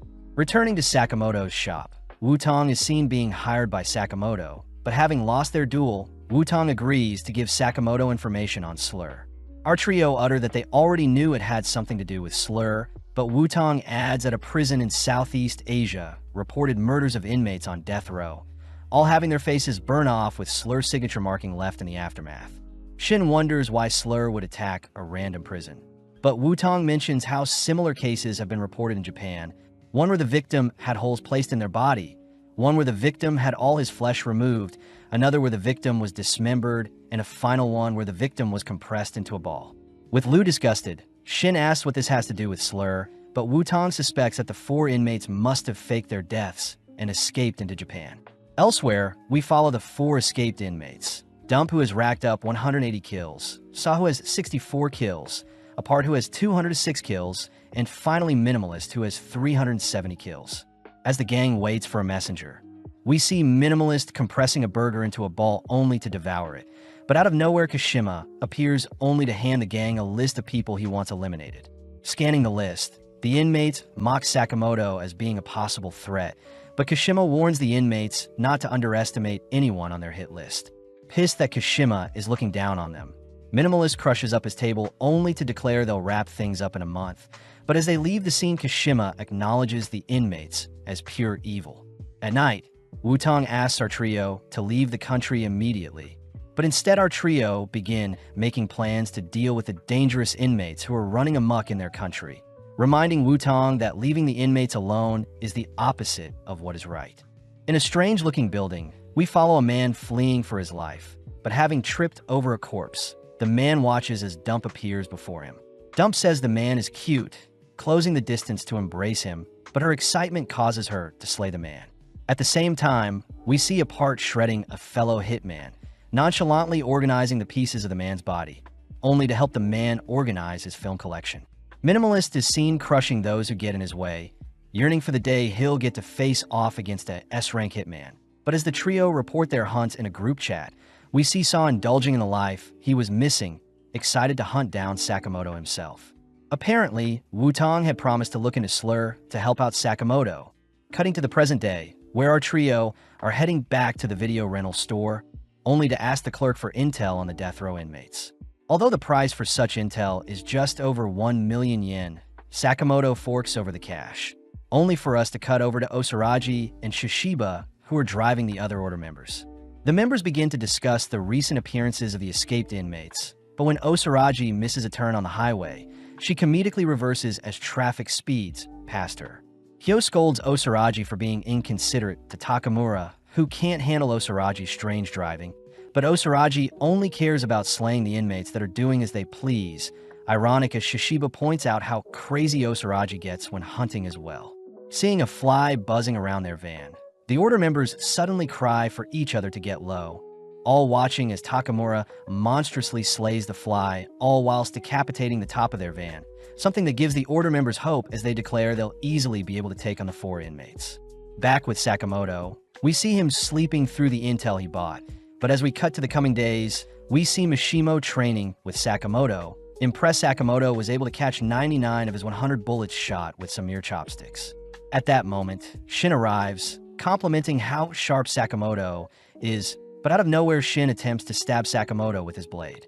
Having caught the blade, Sakamoto asks why Nagumo is here, but Nagumo simply asks Sakamoto to stop looking for the inmates, seeing as the Order members have been tasked with hunting them down. Hearing that Sakamoto wants to question them for information on Slur, Nagumo reminds Sakamoto how dangerous it is, revealing that Sakamoto is considered a B-rank threat, all whilst Nagumo himself is S-rank. Following Shin and Liu, they're out shopping for home improvement goods, but seeing Liu so nonchalant, Shin reminds Liu that they need to get stronger for Sakamoto's sake. As Liu cuddles with a cat, we see the store clerk offer Shin some puppies to snuggle with. But as Shin takes a liking to Machi, the Shiba Inu, the animals in the store begin to act strange. Off in the corner of the store, we see Saw nonchalantly admiring the animals, and when Shin asks who Saw is, he utters that he was an ex-militant. As our duo approach Saw suddenly retrieves his axe, nonchalantly blowing Shin through some shelves. Liu is horrified by Saw's sheer strength, and having caused a commotion, we see the other customers clear the scene, all whilst Shin recovers from his attack. Saw is impressed Shin wasn't cut in two by his axe, surprised Shin had blocked his slash with a crowbar. But regardless, Saw isn't too worried seeing as Shin is a D-rank hitman, whilst Liu is a C-rank. Shin is shocked that his rank is lower than Liu, something Saw rubs in seeing as D-rank is the second lowest rank, but this only pisses Shin off. As Shin charges straight for Saw declares he'll cut Shin at the waist, but having read his mind, Shin blocks with a bag of animal treats, only to send out a kick that whiplashes Saw's head. Shin says his rank will become better once he defeats Saw. But as Saw recovers from Shin's kick, he slowly heads over to his bags, only to retrieve some rope. Saw says everyone he's slain had appreciated his actions, choosing to tie the rope onto his axe to spice things up, and when Shin tries reading Saw's mind, he's petrified to see that Saw's mind is clouded with only killing intent. Swinging the rope towards our duo, Saw's axe shreds the surrounding area, forcing our duo to stay on the defensive as they notice Saw hot on their tracks. Unable to predict Saw's movements, Shin and Liu rack their brains for a way to fight back, but seeing Saw's axe in front of them, Shin tackles Liu to evade a lethal attack, accidentally sustaining some damage in the process. Saw mocks Shin for being unable to read his mind, but out of nowhere Liu draws Saw away by firing some nails at him with her nail gun, giving Shin the opening to blast Saw with a makeshift flamethrower. Sadly, even such an attack can barely phase Saw, freaking out our duo. As Saw tosses his axe at our duo, he purposely aims for the propane tank behind them, creating a massive explosion, but this time Liu tackles Shin out of the impact zone.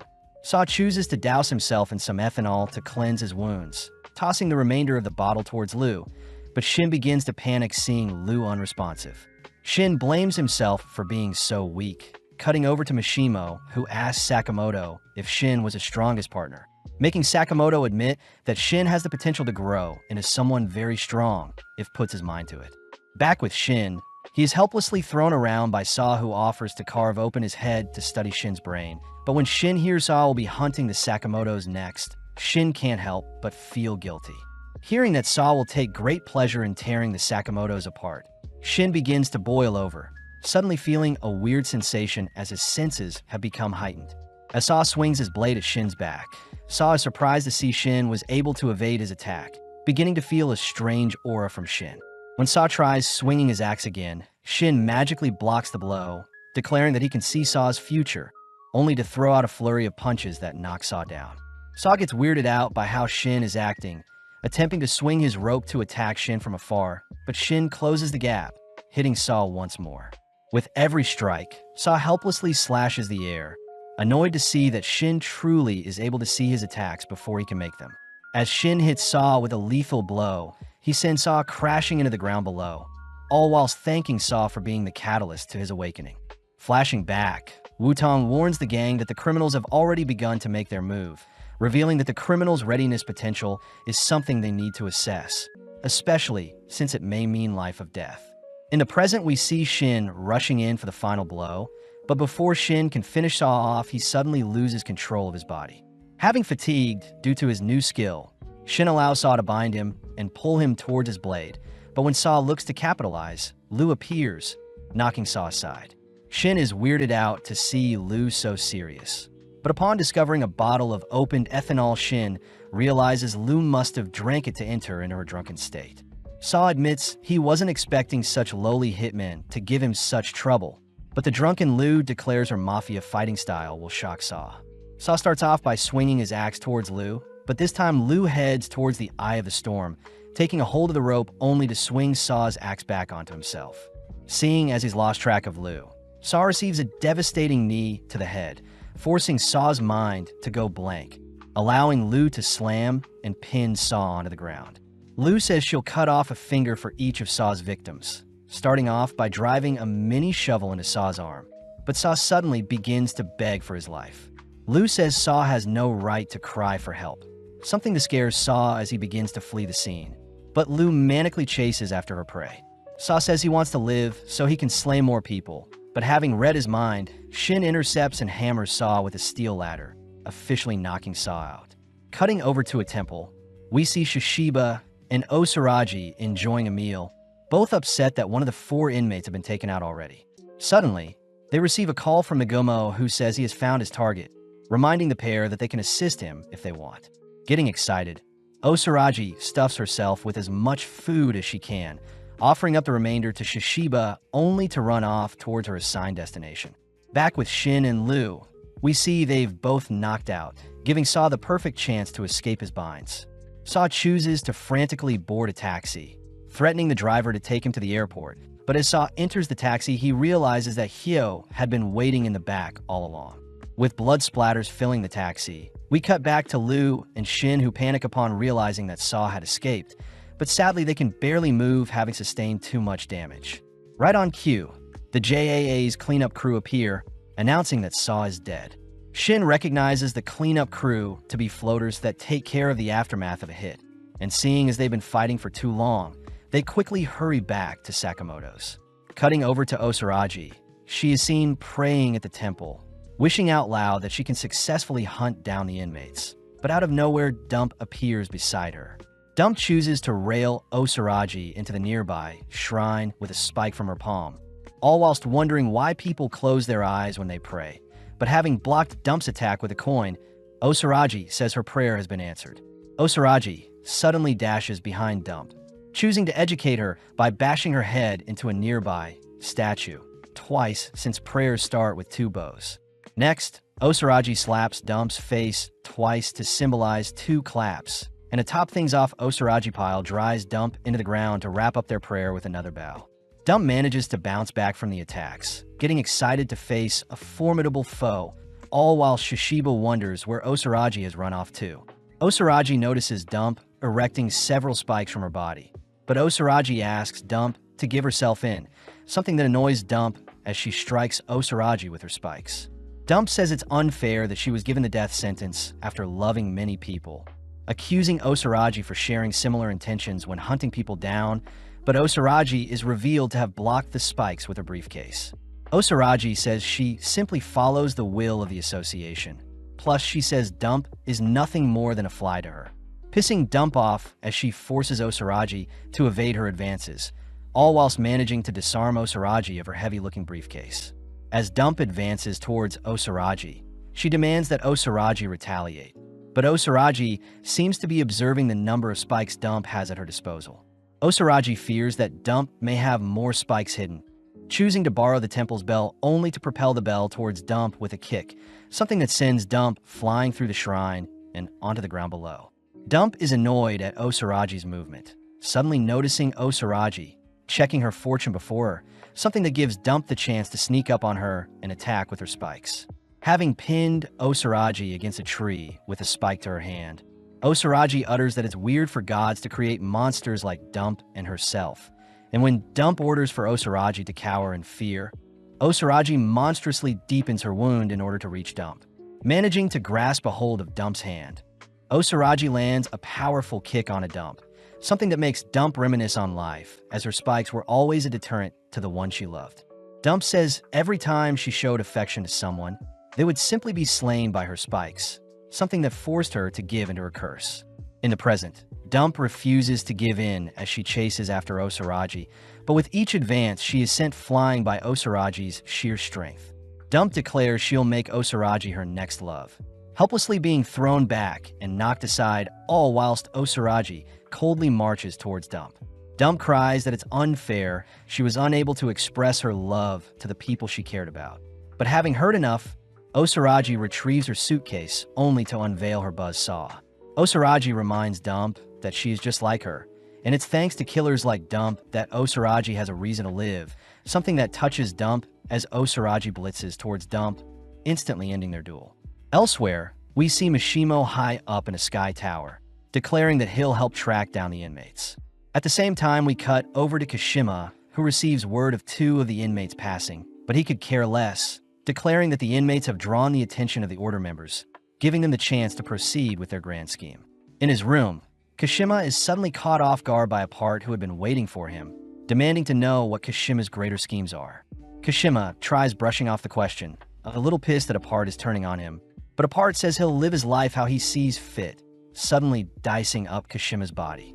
As Apart leaves, Kashima is annoyed that Apart has gone rogue on them, swiftly apologizing to X for his miscalculation, but X reassures Kashima that such a misstep is fine. Elsewhere, we follow Minimalist entering Sakamoto's store, all whilst Aoi is seen manning the counter. As Minimalist approaches the counter, Aoi asks how she can help him. Back with Sakamoto, we see he has brought Shin to Granny Mia for some acupuncture to help recover from his fight with Saw. Mia was surprised to see how big Sakamoto has gotten.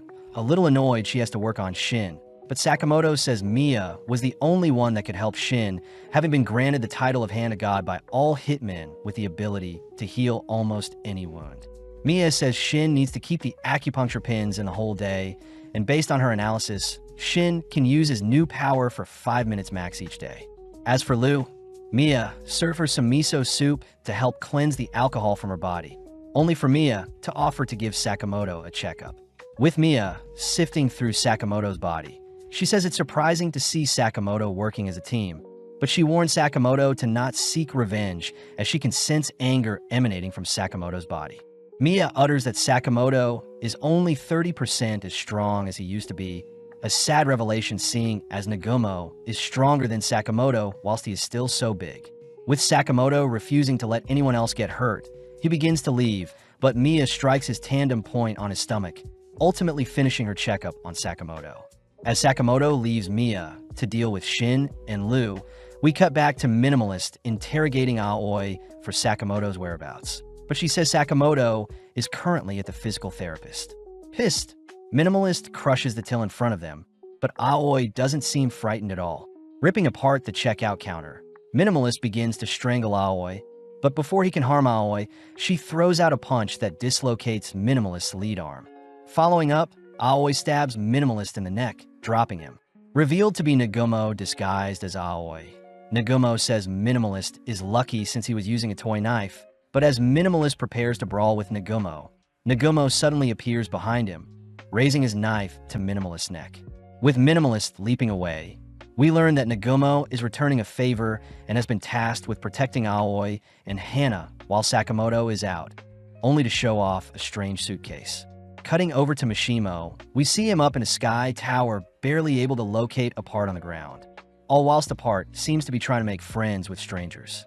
Before Apart can harm anyone, Mishimo takes aim and fires a bullet at Apart, but monstrously Apart blocks the projectile with the wires he has wrapped around his palm.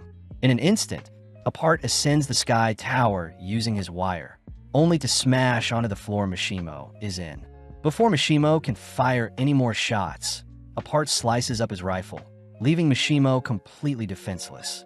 As Apart struts towards Mishimo, he chooses to bind Mishimo up with his wires, preparing to reveal Mishimo's insides. Right on cue, the elevator stops on their floor, only to reveal Sakamoto, who hits Apart with a devastating punch to blow him away. It's revealed that Mishimo had fired a shot at Sakamoto to signal for help. And as Apart excitedly gets up to brawl with our duo, Sakamoto utters that he is strangely pumped up today. Back with Minimalist, he reveals that he has slain 432 people, wondering if Nagumo could entertain him. When Nagumo makes fun of Minimalist for showing off, Minimalist rushes Nagumo, but Nagumo easily evades, only to ask Minimalist to not destroy too many things. Minimalist is horrified to see Nagumo had swiped his phone, And as Nagumo sifts through Minimalist's search history, Minimalist demands his phone back, all whilst tossing a shelf at Nagumo. Nagumo simply slips the attack, prompting Minimalist to crush up some nearby, shelving to use as projectiles, but Nagumo simply continues to dodge the attacks, all whilst Minimalist wreaks havoc. Having decimated the store, Minimalist ferociously searches the surrounding store for Nagumo, but having transformed into Minimalist himself, Nagumo grabs a hold of the inmate's neck only to drag him into the air. Minimalist is horrified at Nagumo's sheer strength, unable to do anything as Nagumo sifts through his pockets, only to realize Minimalist has nothing interesting on him. As Nagumo tosses Minimalist aside, he unveils a strange-looking weapon hidden in a briefcase, only to ask Minimalist how he wants to be taken out. Nagumo says his weapon has 6 functions, offering Minimalist to pick a number, but this only infuriates him as he rushes Nagumo. Allowing a dice to decide Minimalist's fate, the dice magically shows a 3 in Minimalist's mouth, and within an instant Nagumo lobs off the inmate's head, having used a giant can-opener-like weapon to slay his target. Back with Sakamoto, we see Apart giving him a hard time, especially since Sakamoto can't lose the weight he has put on, wondering what Mia did to him. As Apart swings around and binds Sakamoto with his wires, Apart tries ripping off Sakamoto's leg, but is unable to cut through, ultimately dragging Sakamoto towards him instead. Sakamoto borrows a nearby statue and tries puncturing Apart, but Apart easily nullifies the attack, only to rush toward the display stand to help tidy it up. Seeing Apart distracted, Sakamoto uses the chance to exercise to try to slim down, but even after an intense session, nothing changes. With Apart rushing to bind Sakamoto, he simply slips out of the wires wrapped around him. Saddened to see he has no weapons at his disposal, but strangely his body feels good today. Back with Mia, she utters that Sakamoto's big body and his retirement have definitely dampened his true abilities, declaring that Sakamoto should learn to fight in his new bigger body and not rely on his slimmer one all the time. As Apart fires his wires at Sakamoto, we see Sakamoto dodging them easily, only to be called out by Apart for being a sloppy person. Sakamoto takes note of his slippers that have fallen apart, cutting back to Mia, who scolds Sakamoto for never changing, and that slimming down when he needs to shouldn't be his only solution to deal with his enemies. With Sakamoto finally realizing what Mia was trying to tell him, Mia says her strike to his stomach earlier was to ensure Sakamoto could get a feel of how big his body is, and in a split second Sakamoto appears behind Apart, monstrously slamming Apart into the elevator. Mia says Sakamoto's bigger body is more deadlier than anyone thinks, and as Sakamoto and Apart ride the elevator downwards, many onlookers catch a glimpse of Sakamoto brawling with Apart midair. Staying on the offensive, Sakamoto beats Apart senseless, ultimately falling onto some steel frames. Apart is mesmerized to be fighting someone so strong, asking if Sakamoto would chat with him, but Sakamoto simply retrieves a metal bar ready to end their bout. Following Osaragi, we see Shishiba scolding her for destroying the Torii gates, but before Osaragi can blame Shishiba for being late, he gets a call from Nagumo. With the cleanup crew helping to tidy up Sakamoto's destroyed store, Nagumo asks Shishiba to flip to the last page of the list given to the inmates. An interesting revelation as Shishiba sees that the inmates had bounties themselves. Shishiba says it was cruel for Slur to set up the inmates to slay each other, but Nagumo suspect that Slur may be trying to drag things out, something they didn't anticipate. Back with Sakamoto, he chooses to deflect the wires Apart sends at him, using his metal bar to wrap and pull Apart in close, only to charge up a swing. Sadly, Apart blocks with his wires, falling to a lower frame. Apart asks when Sakamoto first knew he wasn't alone in the world, flashing back to Apart's childhood when he was always alone, even shunned by his mother, who barely spoke to him. Luckily, Apart's father was always kind to him and advised Apart to be honest with others. That way he'll see the things within people that truly matters. With his father giving him a doll to play with him, we see Apart the next day trying to befriend some kids, but sadly they call him a weirdo, scaring him off. Returning home, Apart wonders why no one will play with him, slowly spiraling into insanity as he ends up puncturing the doll his father gave him. Laughing out of excitement, Apart tries again the following days, only to be turned down and shunned each time, and with each rejection, his anger towards the doll got worse, and eventually, he slaughtered an animal. His mother had noticed Apart acting up, calling for his father to take him to get checked, but the medical reports showed that there was nothing wrong with Apart's health. Hearing the news, Apart's father refused to accept that his son was a normal person, infuriating Apart as his own father is disowning him. Reaching his breaking point, Apart ultimately slayed his father as well, surprised to see his father's mangled brain resembled his own brain with a cross ingrained into it. Hearing Apart desperately wanting to connect with people, Sakamoto says slaying people is the worst thing he can do, as it prevents Apart from connecting with them. Pissed, Apart refuses to listen to Sakamoto's advice, lashing out as he shreds a part of the tower they're standing on. With the tower now tipping due to its damaged structural integrity, Sakamoto grips his fist, declaring he'll stop Apart before he can hurt anyone else. Apart says his father would be proud of how far he has come, but Sakamoto is more focused on stopping the tower from collapsing, swiftly rushing over to some loose power lines only to tug at them to stabilize the tower. Apart is a little annoyed Sakamoto left whilst he was mid-speech, and before Apart can pull Sakamoto away, Sakamoto spots Takamura on the ground floor. With a single swing, Takamura levels the tower and prevents it from falling over, only to leave via taxi. Grateful for the help, Sakamoto slips out of his binds, only to smash Apart with a powerful punch. Taking advantage of Apart's wires, Sakamoto flings Apart into the air with his own wires only to rail him with a ladder, sending Apart falling onto the roof of the tower. Weaving and compressing his wires, Apart tries whipping Sakamoto, but Sakamoto simply retrieves a disc to slice apart his whip. With Sakamoto kicking Apart from the tower, Apart cries that he wants to be human, demanding to know why no one accepts him. But having rescued Apart from his lethal fall, Sakamoto says Apart still has the chance to change for the better. As Sakamoto swings Apart around, Apart desperately clings onto his wires, only to be smashed into the tower by Sakamoto swinging him around. In the aftermath, Sakamoto drags Apart's unconscious body with him back to Mia's clinic, only to be surprised to see such warm hospitality as everyone isn't afraid of him. Able to read Apart's thoughts, Shin orders for Apart to wake up, but Apart leaps back demanding to know if they plan to use him like Kashima.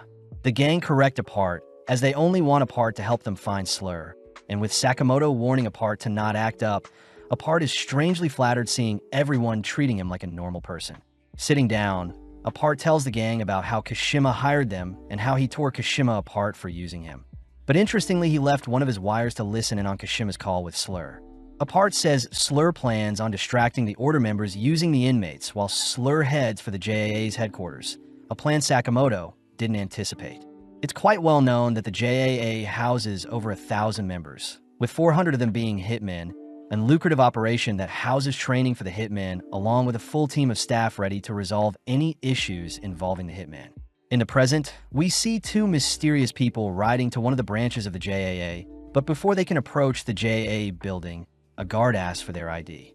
Revealed to be Slur and Gaku, they admit that they don't have any forms of ID, prompting the guard to prepare to shoot down the men. A little annoyed, Gaku takes charge and blows a hole in the guard, only for the duo to continue making their way towards the JA building. Slur says it's been a while since he's visited the association, both ready to enact their noble justice, all while Sakamoto says they should head over to the JA to scope out the situation. Elsewhere, we see that Takamura is in a taxi, all while Slur and Gaku slay two guards in the entrance of the building.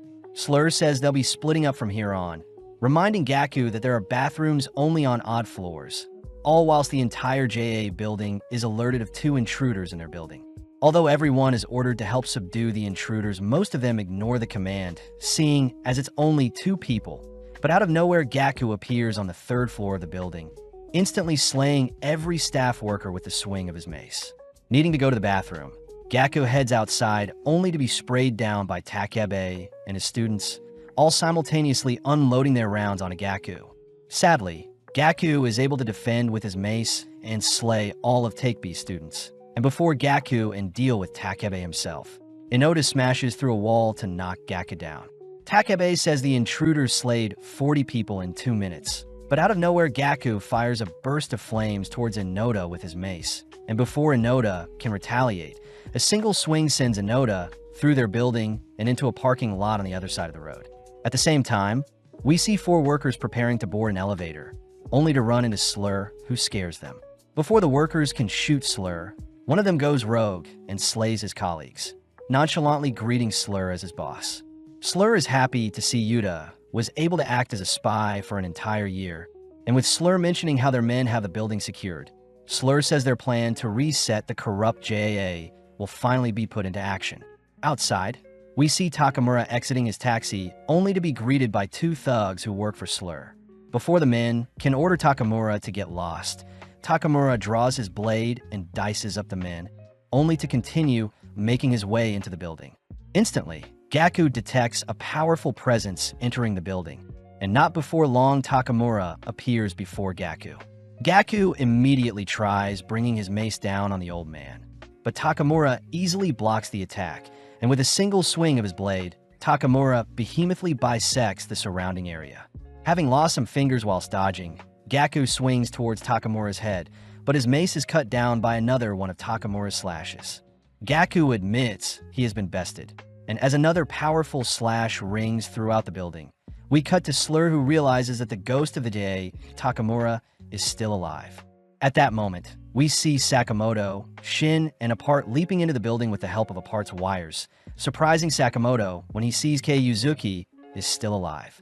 Slur says he's happy to see Sakamoto as well, but sadly he prefers to be called Slur, alerting Shin as he recognizes Slur to be the man he met in the lab. Sakamoto asks why Slur put a bounty on him, but refusing to answer, Slur blinks before Sakamoto only to puncture him with a knife, all whilst Yuta prepares to shoot Shin. Apart manages to disarm Yuta before he can pull the trigger, but Slur intervenes and severs one of Apart's arms, allowing Yuta to pin down Shin. Yuta excitedly rushes to stab Shin, but Sakamoto launches Yuta back with a kick, surprising Slur. Still bleeding, Sakamoto tosses Shin and Apart back, ordering them to stay back as he'll take down Slur himself. Slur says he's quite excited to be facing Sakamoto again, asking if Sakamoto wants to try killing him.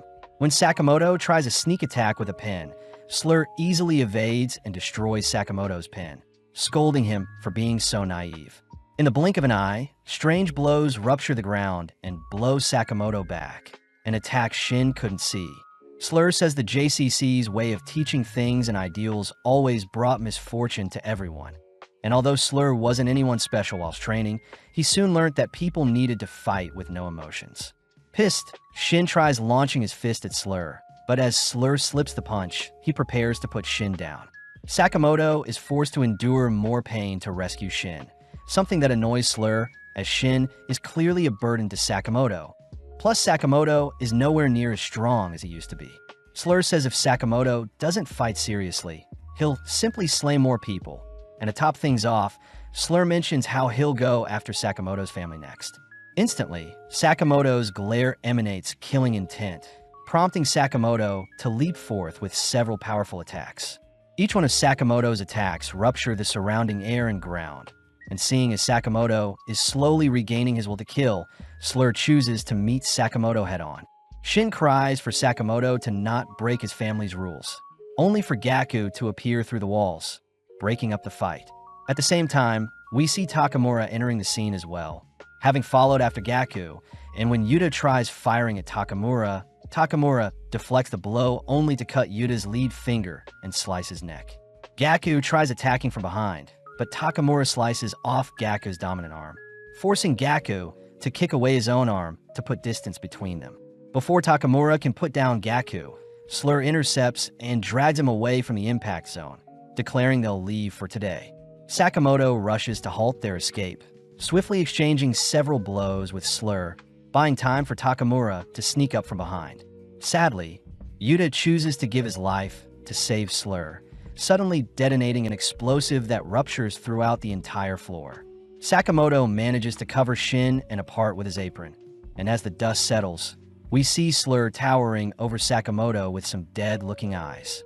Without saying anything else, Slur and Gaku take their leave, having officially slayed 176 people with 3 injured and 1 missing. Strangely, the number of hitmen due to Slur's antics have been cut down by a quarter, and within a few days we see the JAA building under repair. At Ikuzuka Hospital, Sakamoto sees the Tokyo Tower is now a leaning tower, only for Shin to be seen hesitating to greet Sakamoto. Shin blames himself for being of no use when Slur attacked, but out of nowhere we see Nagumo and Hyo visiting Sakamoto, choosing to ask what Sakamoto had found out about Slur when he ran into him. Sakamoto reveals that Slur is K, something that catches Nagumo's attention as he reveals that K was part of his and Sakamoto's class in the JCC days. But Hyo says he only knew Akeo to be someone worthy of being noticed alongside Sakamoto and Nagumo. Before Nagumo and Hyo can leave, Sakamoto demands to have any information the Order had gathered, but this pisses Hyo off as he tries stomping Sakamoto out. Although Sakamoto had leapt out of the way, Hyo says Sakamoto is retired, so he should stick to running his store with his family, but Sakamoto refuses to back down. Hyo starts by smashing Sakamoto through several walls and into an MRI room, scolding Sakamoto for always acting alone. But Sakamoto says he has actually changed, signaling for Shin to appear. Working together, Sakamoto and Shin bind Hyo onto the magnetic MRI machine with some bars, only for Sakamoto to ask for Hyo's help. Hyo is surprised Sakamoto is reaching out, suggesting that Sakamoto look into the JCC databank, only for Sakamoto to leave the scene. Hyo is annoyed he had been tricked, apologizing for causing a scene as he leaves with Nagumo, all while Sakamoto and Shin are seen on the roof of the hospital. Sakamoto says Hyo has always been a kind soul, but Shin takes the chance to apologize for being so weak. Sakamoto says Shin and the others are teaching him how to live a life without harming others, reassuring Shin that his time will come for redemption. Plus, they need to go to the JCC next.